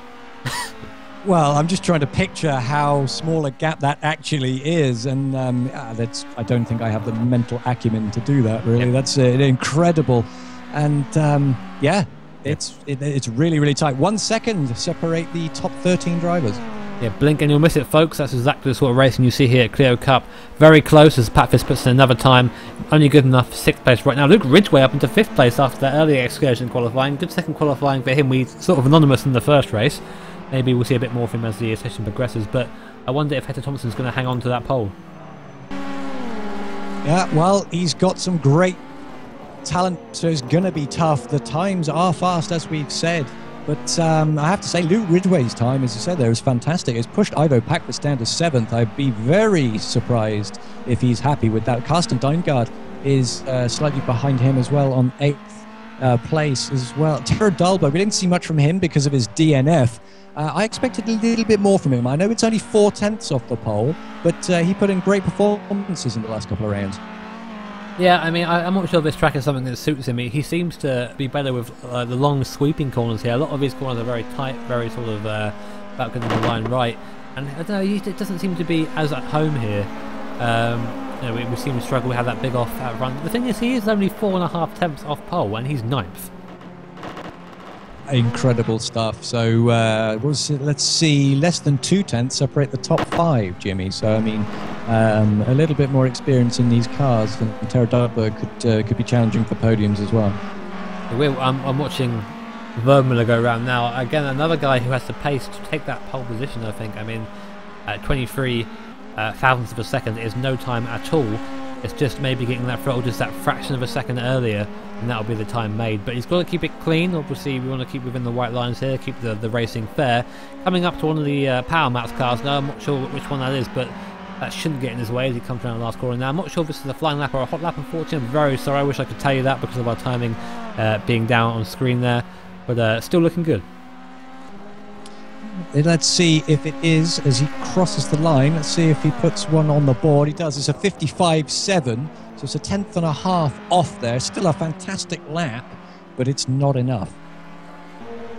No, it's not in this case. And Arne Schimvliet now on a lap. I saw him on his previous lap go off on the outlap. I think he just made a mistake somewhere, and one of the cars in front of us decided to take the scenic route through the chicane. Not what I'd recommend, but it's going to be very close to the top. I do believe Schimvliet has that pace. Just needs to put it together. It seems to be that a lot in qualifying for a lot of guys. They all have the pace to do well, but it's just who can put it together more consistently on the day.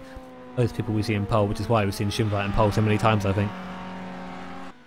I think traffic's also playing a part of this qualifying session. It's not the biggest track in the world, and a few people aren't really giving the space for those guys on the fastest laps. But no such issues for Schimvliet. He comes across the line to start a fast lap. I see Luke Ridgway at the end of the straight there, giving him plenty of room there, so completely getting out the way. But Donny Belafonte hasn't put in a lap yet. I think maybe he's having issues with getting the car set up in a way that he can find it comfortable. Just opting to start from the back of the grid and go from there. We're riding on board now of Arne Schimvliet on his hot lap. Now this will be the probably the last hot lap he can make, especially if he's running just that 1 lap of fuel. Coming up the rise now, you see just tapping that inside curb. Don't hit it too hard or it will throw the car to the outside into that wall, as Nick Carey found out in the first race. Now coming down the hill again. Again, just aiming for that curb, just touch it slightly and then run over to the end. Maybe put a wheel in the grass if you're feeling lucky. And down the hill now, it's all about momentum, just holding 4th gear, you hear that again. And into 5th, or 6th, sorry. And now you're just going to the line, foot to the floor, and hoping that you can get there in time. He's going to come across the line now. What time is it going to be? It's not going to be faster. It's 2 tenths off. Although he is going around again. Maybe he does have another lap of fuel on board.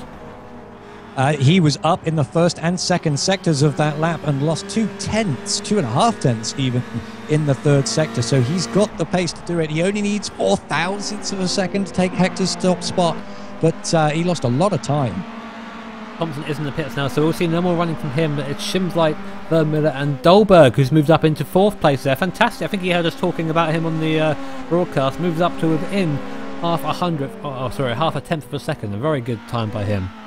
Fantastic stuff. Well, Schimvliet is on a flyer. He is nearly a 10th up this time around. He goes across the strip. The second sector is still a 10th. Let's see if he can hook up the final corner. If he can, it's going to be enough for pole in the closing stages of qualifying. Let's see what he can do. He's hoping for the best. He's tucked behind the steering wheel. The flag is out. Oh, it's not quite good enough. He just lost it in that last sector. I have no idea what happened there. McGlade comes across, doesn't improve his time. He'll be starting in 5th place. So your pole sitter for the second race is Hector Thompson. Fantastic result for him as we hear cones be scattered everywhere. Arne Schimwright is 2nd place with Verdmüller in 3rd. Dolberg a 4th place, much improved from the first qualifying with Lewis McGlade again starting in 5th. Ross Downing in the contention again in 6th place, but Carsten Deingard, the victim in qualifying, 10th place after a 4th place finish in the last round. Unbelievable stuff. Less than half a tenth separated the top 4 there, as you can see, and only 6 tenths separated the top 15 drivers. It's just fantastic. It's fantastic to watch. Every time we come into Clio's, we say, "Oh, this is the best race I've ever seen." We sound like we talk it up, but we don't. This is just the racing. This is just how it is. It's just this close every time, and it makes a fantastic viewing. I mean, we watched the first race, and we didn't take our eyes off the first 5 cars for 15 minutes because they were that close. Yeah, well, having too much to talk about is it's not a bad problem to have as commentators. But I'm just thinking about Schoenflight's time through the last sector of that lap. I think he's going to be in real trouble. And obviously, it explains why Packvis was all over Schoenflight every time they went down the straight. Schoenflight's weakness is in the most important sector of this lap. And that's very interesting, especially considering how we've seen those TT racing cars just be quick everywhere. And to see, and then there is a visible difference when you go for the last corner. We rode on board with Packvis in the last race, coming through the last corner, and we saw just the gap close. There was some slipstream there helping out a little bit, but not, it's not a massive force in these cars. They are effectively just little shoes going around at about 100 miles an hour, so that the slipstream isn't massive. But you can see it visibly, him close up, and then just not be close enough for that first corner. He just wasn't quite aggressive enough, Packvis, I think. Well, Schoenflight is very good on the brakes, so you can have all the momentum in the world, but if you lock it up, you're basically sliding off the circuit, and we saw a lot of that from Packvis, which ultimately hurt him in the closing stages of the race. Lewis McGlade taking full advantage of that. So Arne Schoenflight's got good defense, but he is leading himself wide open for attack this race, and maybe Packvis wasn't aggressive enough. That's up for debate. Yeah, we're just watching Stefan Schlecker go around now. He's just getting some laps in before the race starts.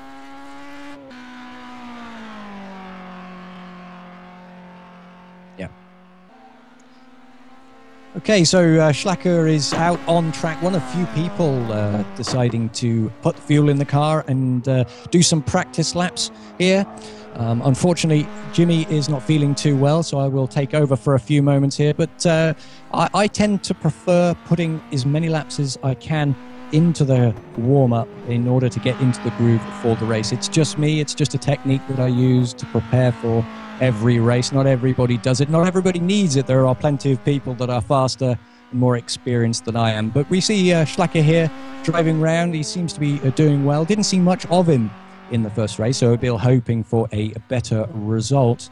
But nonetheless, he's hitting those curbs, hooking up the apexes nicely, and just really settling in for the race that is coming to us now. We've got about 3 minutes of this warm-up session remaining.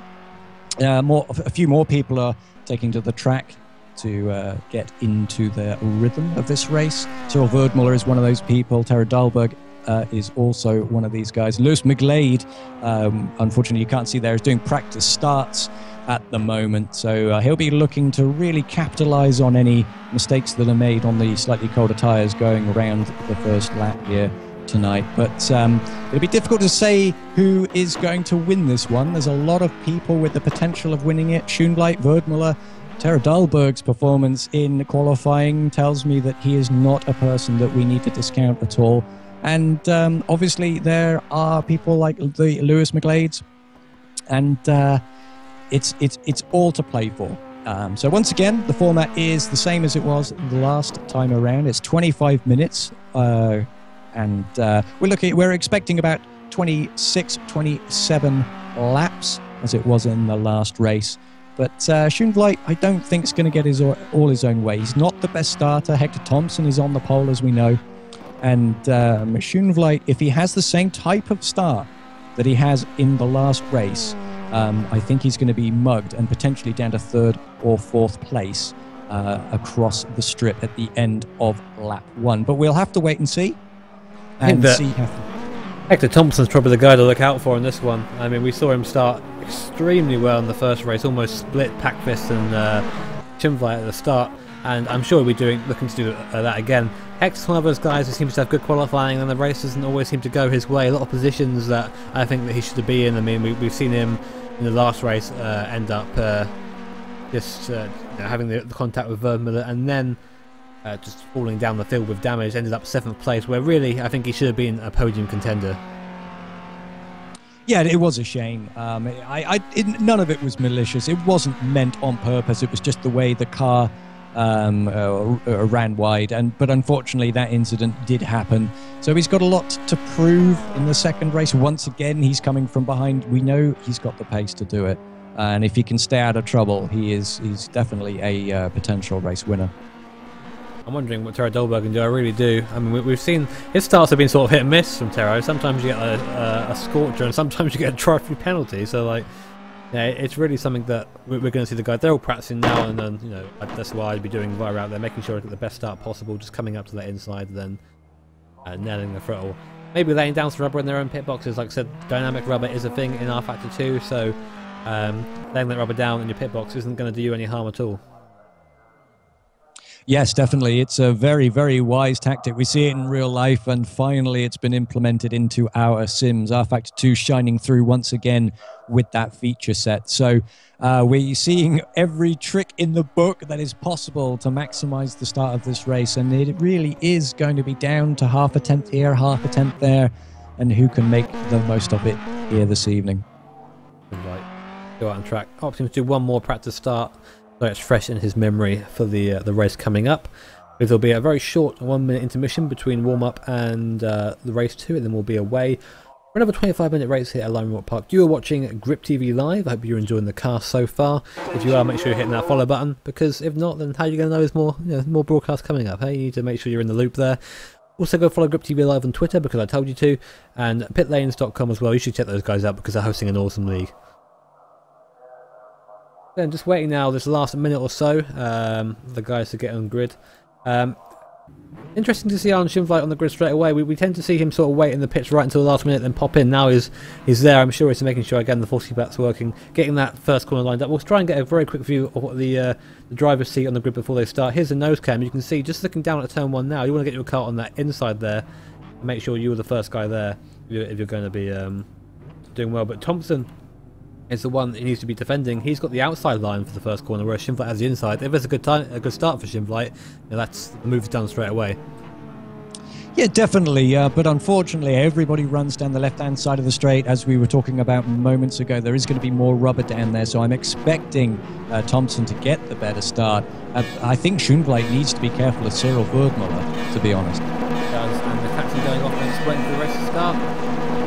Second captain, there we go. A good start from Thompson again, just nailing it. Lewis McGay getting a good start, getting past Tero Dolberg on the line there. As we go down to turn 1, Hector Thompson and Schoenvliet side by side, but Thompson will have the faster line, comes into in the first corner in the lead with Schoenvliet following and Verdmüller third. Lewis McGay has jumped Tero Dolberg from 4th to 5th place, Ross Stallion 6th, and Ivo Packfist currently in 7th place. All nose to tail to come through the second part of the course, and this is where it's I think it's really important for Hector Thompson to get away, get going fast. Schoenvliet is good in the tyres round here, but he needs to make sure he has that gap going as the other guys. They're going to squabble. You can see how close the top 5 cars are already, and how far they've already pulled away from the guys behind. Well, he's definitely listening. It's nearly half a second already. A fantastic start from Hector Thompson. Tero Dolberg didn't get a very good one, as you said. Lewis McGlade capitalised from that. But Cyril Verdmüller is the man on the move. He's got a little bit loose, and he's already challenging Schoenvliet. So here we go for a second time down into lap 2. We're watching Verdmüller now right up behind Schoenvliet. This is exactly where he wants to be. He's going to pull to the inside. Schoenvliet pulls to defend over at the last minute. Verdmüller's going to keep his line. He's not going to have enough pace, I think, to run around the outside. You see Schoenvliet there really covering the inside line, braking very late and making sure he's slowing the apex so that Verdmüller cannot go around the outside. But doing that, though, he is letting Hector Thompson get away. He really had to hang on the apex there, so much so Lewis McGlade nearly got caught out. A dab of the brake in the apex, not what you expect to be hitting the brakes there, but that's how much slower Cyril Verdmuller was after the attack on Schoenvliet, and Hector Thompson's pulled out a full second already. Really taking advantage of the scrabble on the first lap as we come up now over the rise, watching Cyril Verdmuller all over the back of Hector Thompson with Lewis McGlade all over the back of him. Jared Dahlberg's dropped back a little bit. He is still in the fray though as they go too wide coming down the hill. Verdmuller goes up the inside of McGlade. I think McGlade was trying to run around the outside. Goes very wide, does McGlade there. He's going to get back on track if he's going to be in any stake for the first corner. I think that might be enough for Jared Dahlberg to get past. He does get past. Lewis McGlade loses the place there, and Jared Dahlberg moves up to 4th place. He was square up alongside Verdmuller there, but he wasn't going to work. It's a very, very long way around, and it's cost him dear. Jared Dahlberg takes that place back, as you said, but the lead is stretching out already. Now, we saw this at the last race. Hector Thompson running away with it, but as we've discussed many, many times, Arne Schoenvliet is better on the tyres. Jared Dahlberg hassling Cyril Verdmuller already, so he means business. That one lap in qualifying wasn't a fluke, and to be pressing Cyril Verdmuller is seriously impressive indeed. I think that we're going to see a move between McGlade and Dahlberg very soon. I think McGlade does have the pace over Dahlberg. Dahlberg, that was very impressive in qualifying, but in the race we didn't see much of him. We only saw him crash in the last race, so he's a bit of an unknown quantity in this race here. It'll be interesting to see how that pans out though, as Verdmuller and Schoenvliet are going at it toe to toe, coming down to turn 1. We'll try and get a camera on that before the move's over. Goes tries to go around the outside again. It's a long way around. He comes and he really squeezes Schoenvliet, and again Verdmuller on the bad end there of a TT racing car. He has got the inside though for this left-hander, so I think he's made the move stick. It's still going around, still side by side. Schoenvliet's going to have the inside for this right-hander though, but Verdmuller might go a long way around. Does he? Very close to contact there, and it's still side by side. They want to get to 1 by 1 by the time we get over this rise though, or there's going to be tears.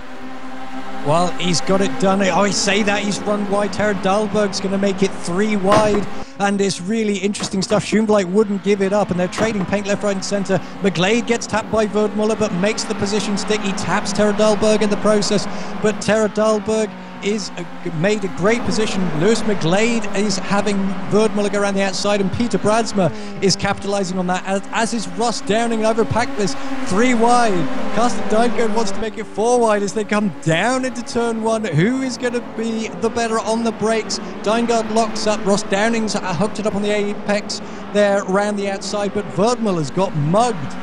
That's how close they are, ladies and gentlemen. Verdmuller was challenging for a podium position, got it wrong, fell off the track, and then now down to 8th place. Now he's got all the work to do as he tries to get back and gain position. This is not Verdmuller's weekend, not one bit, but Hector Thompson out front is laughing. He's got now nearly a 4-second lead. There is the gap. You're watching it now. I'm not sure if you can come back from that. This is a move for some sort of error from Thompson there, but the battle between Dahlberg, Schoenvliet and McGlade is still raging, and Peter Branson wants a piece of the action as well. Yeah, I have to say that he is deservedly in 5th place. He's driving really, really well, pushing hard, but hassling Lewis McGlade. So fantastic stuff from him. Running on board now with Peter Branson coming into that first corner. You can just see how close these guys are. This is for 2nd, 3rd, 4th and 5th position right here. You can't see Hector Thompson, he's too far in the distance. There he is, you just catch him for a second as he goes around the second part of the track. 4 seconds is the gap between him and 2nd place, and that is something he needs to look after very well. He can afford to calm down a bit now on those tyres, maybe manage to gap, maybe drop a second or 2, but keep those tyres alive, and that is crucial for this race. Cyril Verdmuller's evening goes from bad to worse. Ross Downing overtook him nicely into turn 1. A textbook overtaking there from Ross Downing, but Cyril Verdmuller sits in 9th place. I wouldn't have predicted that at all. I'm going to try and get a replay of that move, unfortunately, but guess what? Our replay tool is again broken, so we aren't going to be able to bring that to you. Unfortunately, we did have it working for a little while in practice, but you know, it's one of those things that you're just sort of glad is there when it is working. As we see Patfis go very wide there at the last corner, he's not going to be doing that. Peter Branson's still consolidating his position as McGlade and Dahlberg are very close at the moment. This is for the last podium position. Schoenvliet is starting to catch up though to Hector Thompson. Dahlberg off, sorry, Lewis McGlade gave him a little tap. I don't think Lewis McGlade actually put into the slide there. Jared Dahlberg went wide and it cost him because he lost all of the momentum and the grip, but I do believe there was contact. I'd love to have a second look at that there, but nonetheless, it's destroyed Jared Dahlberg's excellent move on Cyril Verdmuller and the pack. and is now back with Cyril Verdmuller in 9th place. So that's a shame. But Lewis McGlade then is in clear air and in a much better position to catch Arne Schoenvliet. It's only 6 minutes into this race, and I think McGlade has got the pace to challenge. We've had action all the way, and as is normal around here, if you can have a look at the replay and see what happened, we're very glad to see if we can bring that to you guys. Let you know what happened. We can't look at the replay, unfortunately, because our replay tool is rubbish. But we'll keep it up live for the action, watching Ivo Packvis and Peter Brandsma. Very close together, actually. Only 2 attempts in it, coming around the first corner, nose and tail. And Carsten Deingard again having a better race in qualifying, up into 6th place, with his teammate Jorn Holman in 11th place. Quite quiet in Zoltan, we haven't seen much at the moment. He's currently in the top 10 due to the misfortunes of others. But he's having a very close fight with Jorn Holman, and we'll have a look at that if we can get a camera on it. There we go. This guy's nose to tail. You can see there a little bit of air around them, but that means the fight is all that close. And this is for the last top 10 position. Well, just reporting on the incident between Tara Dahlberg and Lewis McGlade there. I've looked at the replay and I've panned the camera around, and actually there was 0 contact between Lewis McGlade and Tara Dahlberg on my screen at least. So he got a little bit wide, Tara Dahlberg that is, going through turn 1, and just couldn't hang on to it and just slid a little bit wide, and Lewis McGlade picked up the place. Going back to live now, and Peter Brandsma's having to defend from Ivo Packvis coming up the inside now. Packvis and Brandsma side by side going to the first corner. We've seen people being given the hip and shoulder out of here, so Packvis does the right thing, I think, and drops behind. Again, them fighting has brought Carsten Deingard to the fray, so the fight for 4th place is really starting to hot up. It's great stuff from these guys. A little bigger spread than there was in the first race. But Carsten Deingard is going to be the guy to watch. I believe that he's doing really well on those set of tyres, and he's not the one that's having to fight. He's pushing hard, but he's not locking up as much as the guys in front. Hector Thompson has pulled out a little bit more of a lead from Arne Schoenvliet there. 4.1 seconds is now the gap, 8 minutes into this race. But Lewis McGlade is within striking distance of the 2nd place man, Mr. Schoenvliet, and he's in the slipstream. I don't think he's going to be close enough down into turn 1. He does pull out, he shows his intention. Schoenvliet felt the need to defend and almost weaved to get the place back. And Lewis McGlade very quick to the apex there. They're right behind Schoenvliet. There's nothing to choose between these two.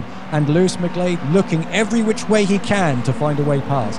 And that was very dangerous by Arne Schoenvliet there. I do not approve of that at all. He cut across in such a manner that had McGlade been there, he would have took his nose off. And there, I think Schoenvliet getting his comeuppance and going wide there, McGlade taking the position. That's not what we like to see here. But anyway, back to the race. McGlade does take 2nd place of Arne Schoenvliet. The pace is very similar, but we've seen McGlade just pull up to the back of Schoenvliet and sort of go past. Now, because of the fighting, Brandsma's coming up into the fray, and Ivo Packvis, the top, 2nd to 5th place, is very close at the moment. Yeah, Lewis McGlade and Hector Thompson are lapping within a tenth of each other, so Lewis McGlade's going to have to push extremely hard if he wants to close that gap for the end of the race. But Schoenvliet's not going to let Lewis McGlade get away with that. Down into turn 1 they go. Schoenvliet on the inside. Lewis McGlade breaks early. Schoenvliet's very late. Lewis McGlade gets the cut back and keeps his position there. So Schoenvliet was very optimistic on the brakes, but Peter Brandsma is there, and he needs to watch himself. There is a difference there. McGlade choosing not to defend and leave the inside open, making his line known a long way before the corner, and that is the safest way to race. And again, Schoenvliet going wide there. That's going to let Peter Brandsma through, I think. No, it's not quite enough pace there. But Schoenvliet is really striking with the tyres in this race. Peter Brandsma, I think, actually got out of the throttle so he didn't hit Schoenvliet. Schoenvliet's all over the place. I've never seen him drive quite this ragged, so he is definitely struggling. He's not having his own way. I'm wondering what's happened there. And his lap times are 57.1, 57.4 in the last 2 times around, so he has not good pace at all. Hector Thompson, in the meanwhile, is just pulling away. 4.5 seconds between him and McGlade now. Looks like McGlade has managed to drop Schoenvliet, which is what he needs to do. He needs to not be in the slipstream coming into the first corner, otherwise he's going to have issues. But look at behind Schoenvliet. That's Peter Brandsma and Ivo Packvis. Look how close they are. In the background, Deingard and Verdmuller having a little bit of a scrap. Verdmuller going up the inside of Ross Downing there, making the move stick. Verdmuller coming back for the field. With this how this is going at the moment, it's not going to be out of the question for Verdmuller to catch these guys back up again. Oh, there's great stuff back here, Jimmy. Cyril Verdmuller tried to go around the outside of Carsten Deingard in turn 1, and we know how long turn 1 is. It was never going to work, but he then had to defend to Ross Downing, who wanted some of the action. But there's a lot of points up for grabs. As everybody who finishes today will get points towards this championship. Cyril Verdmüller is trying to make his way back up. He's picked up 2 places since we last spoke of him, and he's got the pace to beat Deingard here tonight. Yeah, we ride now on the hood of Cyril Verdmüller coming down the straight. Will he put a move on Carsten coming up into the first corner? He is side by side. He's braking late. You can hear him really abusing that gearbox on the way down, and it's happened again to Verdmüller. Looks like he's tried to pull in, and again he hits the wall. I'm sure that's very frustrating for Verdmüller. If we could get a post-analysis incident of that, please, Mr. Mills. But it looks like to me, Deingard turned in. Well, I'm just looking at the replay now, Jimmy, and Cyril Verdmüller quite rightly had the inside line. It was tight. There's not a great deal of room. He was up on the curb, and as he hit the curb, the car darted to the left slightly and into the Coffee Drops car, and unfortunately it hit the back quarter of the car, and it was enough to send him round. So once again, he is not having a very nice evening at all. Verdmüller's been a bit of a victim in this series, but again, look at this. The car's snaking from side to side now, as looks like McGlade is going to go to the inside. He's going to keep the inside line, and he's still defensive. And Schumweit seemed to pick some pace up again now. Seemed to have found some life in those tyres. I think maybe he was a little bit spooked at the start of the race. Didn't quite expect to be in the position he was in. He's used to running on his own. As a result, maybe not putting in as good a performance as he can. Apparently, according to my my speed trap here, the best speed trap we've seen for the first split is 1,354 kilometers an hour. So this guy's really hacking it down the straight, apparently. Absolutely amazing. They must have some nitro that we're unaware of in these cars. I know they're quick. I've actually been in a real one round Brands Hatch. They are amazing vehicles, but they're certainly not going that fast. Hector Thompson is still only 4 seconds in front of Lewis McGlade. And Lewis McGlade, speak of the devil, he goes wide. Sorry, Arne Schumbleit goes wide. My apologies there. And Peter Brandsma capitalizes on that. So Schumleit's really struggling, as we said. He has picked up the pace, but he's pushing on Schumbleit, Peter Brandsma onto the grass, and Schumleit's half on the grass, half on the track. He's really aggressive this evening. He hits the brakes, he locks up, he's down the inside. Peter Brandsman's going to get the cut back if he can make it stick, but he's holding on around the outside. Brandsman's got the better line. It's not going to be the perfect line for the next corner. Let's see what happens. Arne Schumbleit again late on the brakes. They're side by side through the left-hander. Ivo Pakvis keeping a watching brief, but Brandsma has to yield, and I think Schumbleit's got this one. Well, that was interesting. Not a nice move by Brandsma pushing Schumbleit under the grass there. A lot of interesting defending going on in this series, and I'm sure the stewards will be having a word after the race, but all this has cost Schumbleit dearly. That gap there is to McGlade, who's in second. He's in third right now. He's nowhere near making a move on McGlade or Thompson, and I think that he really is in real danger of losing third place at the moment. Yes, definitely. We are 14 laps completed in this race, and Peter Brandsma and Ivo Pakvis aren't going away anytime soon, so Schumbleit needs to get himself under control a little bit more, compose himself, regain the speed that we know he's got under him, and let Peter Brandsma and Ivo Pakvis fight it out themselves. That lap was 2 seconds slower than a normal lap there for Schumbleit, just showing you how much of the battling effect. We're now on board by the Pakvis. You can just see the onboard view, what the guys see when racing. We've got the sequential stick to the right there, and the speedo, just giving you an idea of what sort of speeds we're doing here, up to nearly 105 mile an hour if we go up the rise. Here we go, and then keeping it in fifth gear, nice and solid up there, and you can actually see that Pakvis, I think, is being held up a little bit by Peter Brandsma, but at the head of this train is Arne Schumbleit, so you have to ask, who's doing the holding up? Yeah, I didn't expect to see Schumbleit at the front of a little train here, but Pakvis, as you say, is definitely faster. I see Schumleit's gone wide again there. It's going to cost him momentum. Brandsma's going to think about a move. Schumbleit aggressively goes to the inside once more, as he has done all evening.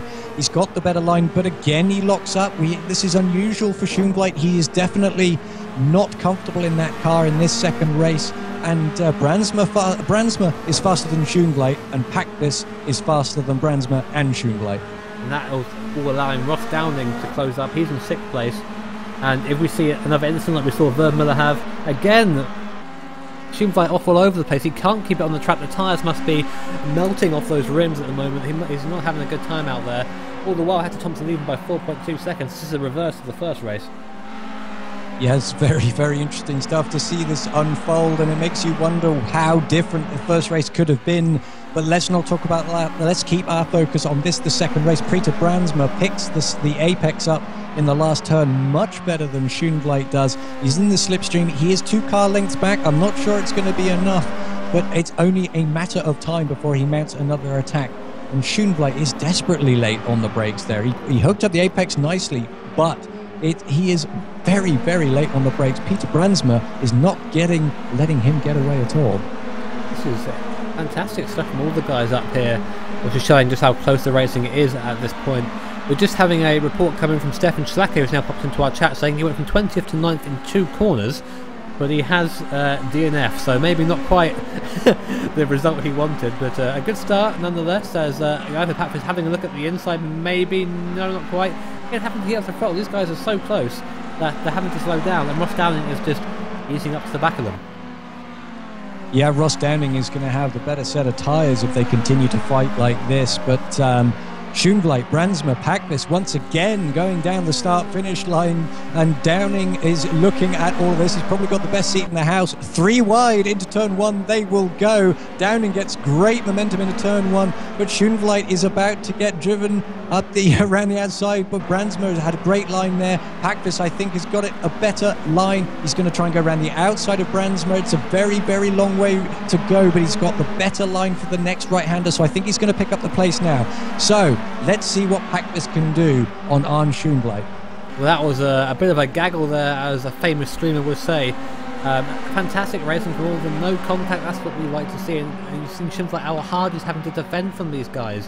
He is just losing time hand over fist from the guys from Lewis McGlade and Hector Thompson. Third place is the best he can do in this race at this point, I think. We only have 7 minutes left.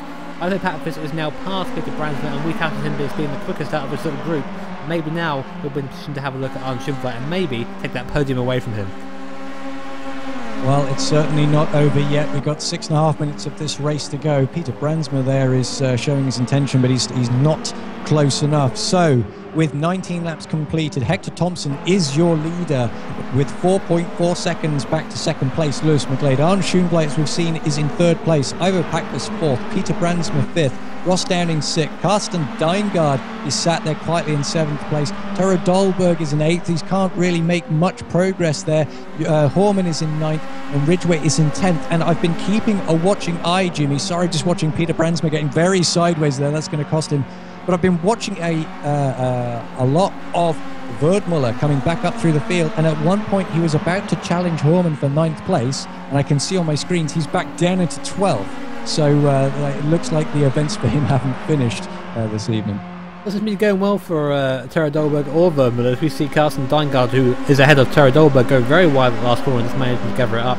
But to be careful going wide there, you have to let the front obviously do end up in that outside wall, and as we saw in race 1 with Tero Dahlberg, you don't want that. It's very bad for the car, and DNF is sure to follow.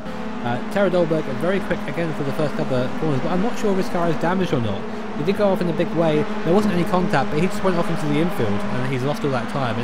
Again, we haven't really had an idea of where Dahlberg's place actually sits, because he's just been involved in battles that he shouldn't be in.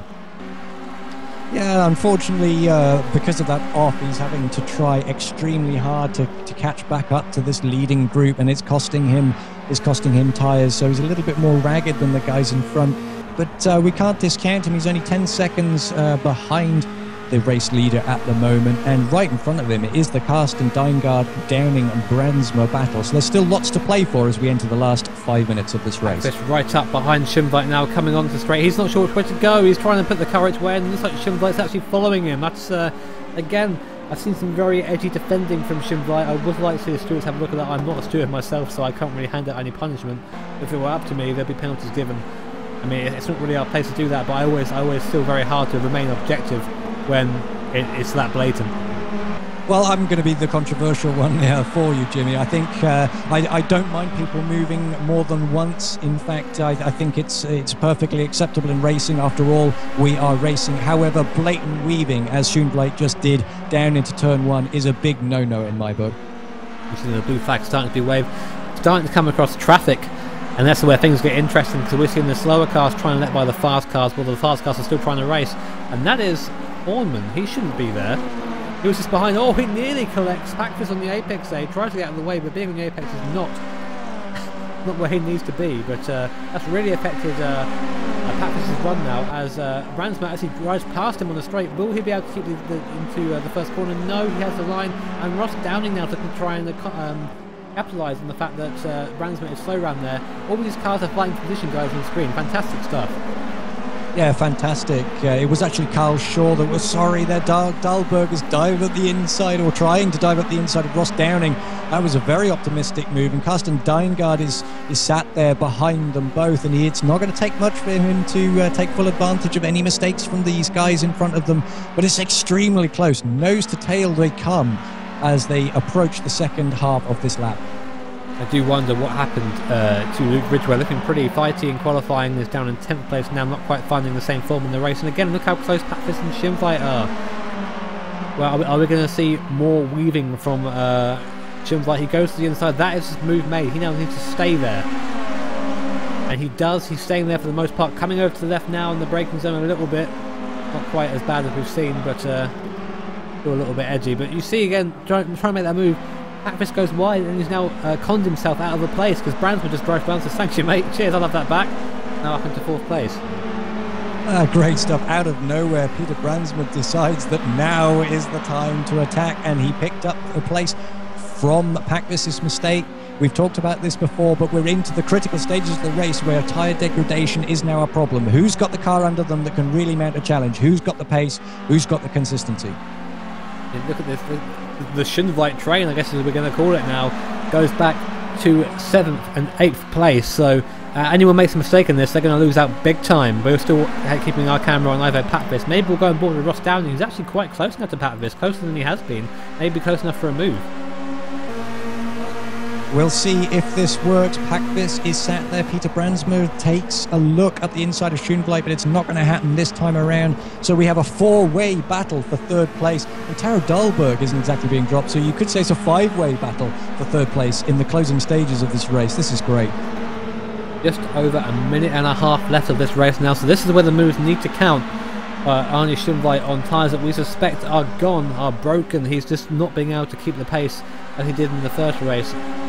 But look at this, Peter Brandsma, look how much closer these guys are. There's nothing he can do in the middle section. He's gone wide now going over the rise and still managed to keep it on track. Comes back onto the racing line, still keeping the pace. He's really pushing the car for as much as it's worth. And this is a side of Schönbleit we're not used to seeing.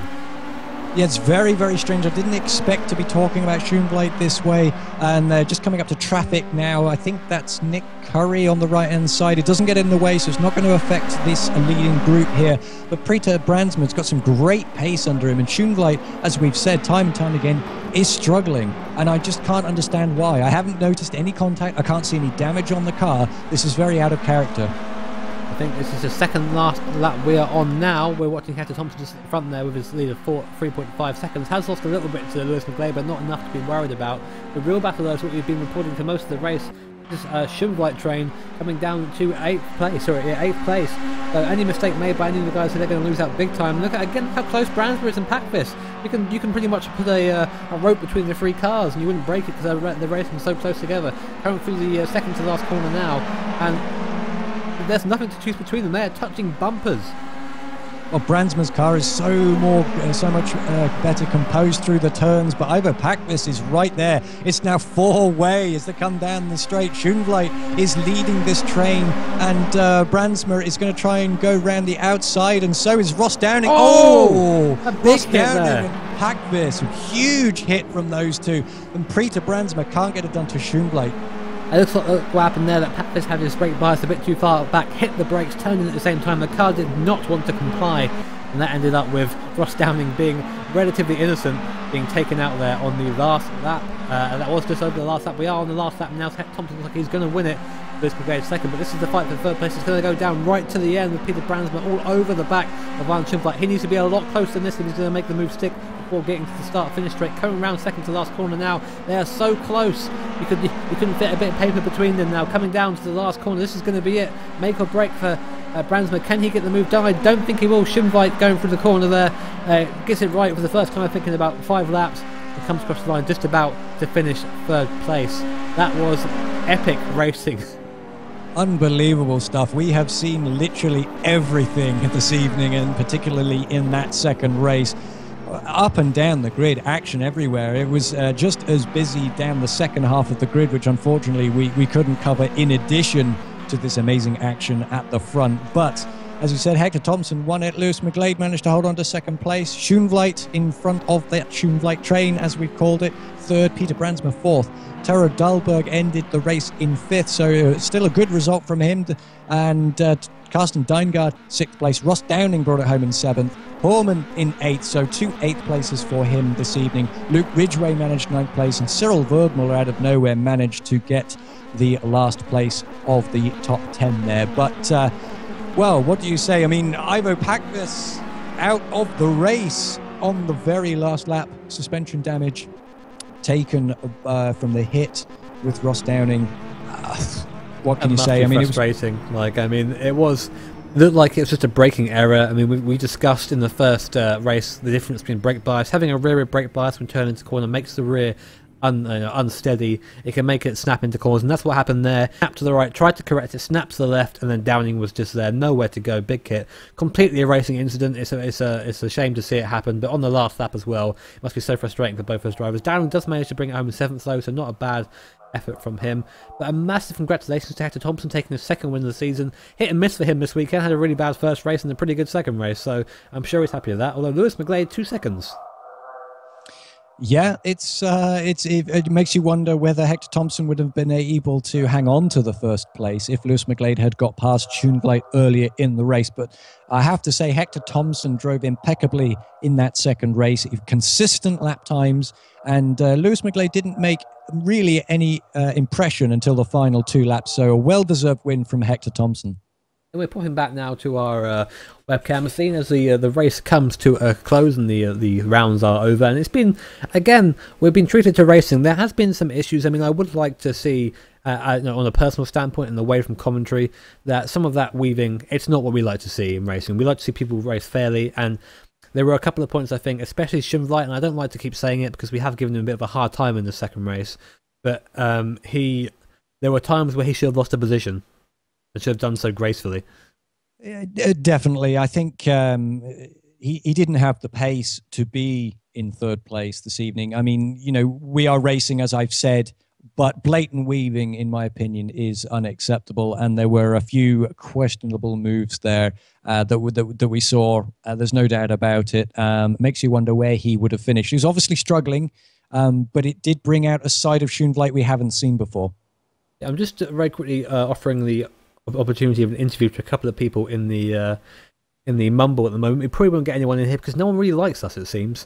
But it'll be nice to get an driver insight. We had insight from John Horman earlier and from Lewis McGlade, which is really interesting because we don't drive his cars. We only commentate. We only see what's going on.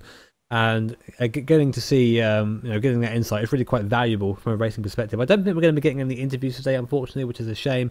But we can always try again next week.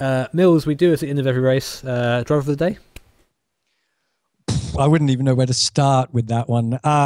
Hector Thompson drove very well. McGlade drove well. We didn't see the pace of Cyril Verdmuller with too many mistakes. He was in the thick of it, and unfortunately it cost him here today. I'm not going to give it a Schoenvliet today. We saw a side of him that surprised me. I'm going to go with, I have to go with Hector Thompson. I'm going to show our fanboyism through and through for Lewis McGlade and say, Lewis McGlade, I think that he was definitely the, given how much he struggled at the start of the race and how much he was telling us he was struggling, he's come in and he's just done a really good job. I've just seen that we've got Jon Horman in us. Jon, hello, we've just seen you pop in. Nice to see you. How was racing today for you? Oh, I've muted Mumble. Mixed results, to be honest. At least it feels like mixed. Second race was all right, but I didn't climb too many places. Was lucky in the end when I think that Cyril went off. And I don't know if there was a collision or anything, but I was lucky to pick up his place, then to finish 8th, which was good. And my team had a pretty decent weekend. We collected some points. That's good. Yeah, first race was quite well, yeah, good. I don't know. I had contact with some car on my outside and couldn't. He kept steering it to me. I guess I don't even know who it was because it was cars all over the place. So I went onto the grass, and after I recovered, I was second to last. So that didn't go too well, but but fortunately, I was able to climb back a lot of places. Then I think I also finished 8th. Yeah, I must admit I had more fun in race 1 because there was actually some overtaking, but as I expected, it's still difficult. Even if you run up to someone who's slower than you, it's very difficult to pass. We saw a lot of interesting driving throughout the field. I'm wondering if you had a good onboard shot of Terra Dolberg in the first race, because we just caught him. I saw him at the peripheral vision just coming through the last corner, and going, I saw the underside of his car as he went into the last corner. Did you get a good view of his crash? Because I think you were around that part of the field. Well, I was quite dropped back a bit, to be honest. I tried to catch up, but to Carsten and Taro, but I just the gap just was constant, no matter what I did. So I was too far away to have a good view of the scene, to be honest. It was fantastic racing from all out there. Thank you for joining us at the end. We're going to end it there. So cheers for coming in at the start and end of the race. We really appreciate it. It's nice having a driver's perspective of the race. You're welcome. Thanks for having me. It's been great. And Mr. Mills, again, I don't think I've got any closing thoughts other than let's see some cleaner defending, guys. Come on. It'd be great. That's what I want to see. Thanks everyone for watching. Shout outs again to one gorgeous Ian Mills for coming and putting up with me being very ill, and actually had to go and sort myself out a bit during the race, and he covered that very well. Grip TV Live, of course, is where we're streaming from. You need to follow this because where else are you going to get quality broadcasting like this? Where else is the Illuminati going to let you watch this broadcast? Nowhere, that's where. And also pitlanes.com. The guys hosting this league, fantastic bunch of lads. Go get signed up, go get part of his action. Maybe we'll be commentating on you next race. Who knows? Anyway, it's goodbye from me and goodbye from Mr. Mills. Goodbye. With his fancy lollipop mic. And we will see you next week. Have a fantastic evening, guys.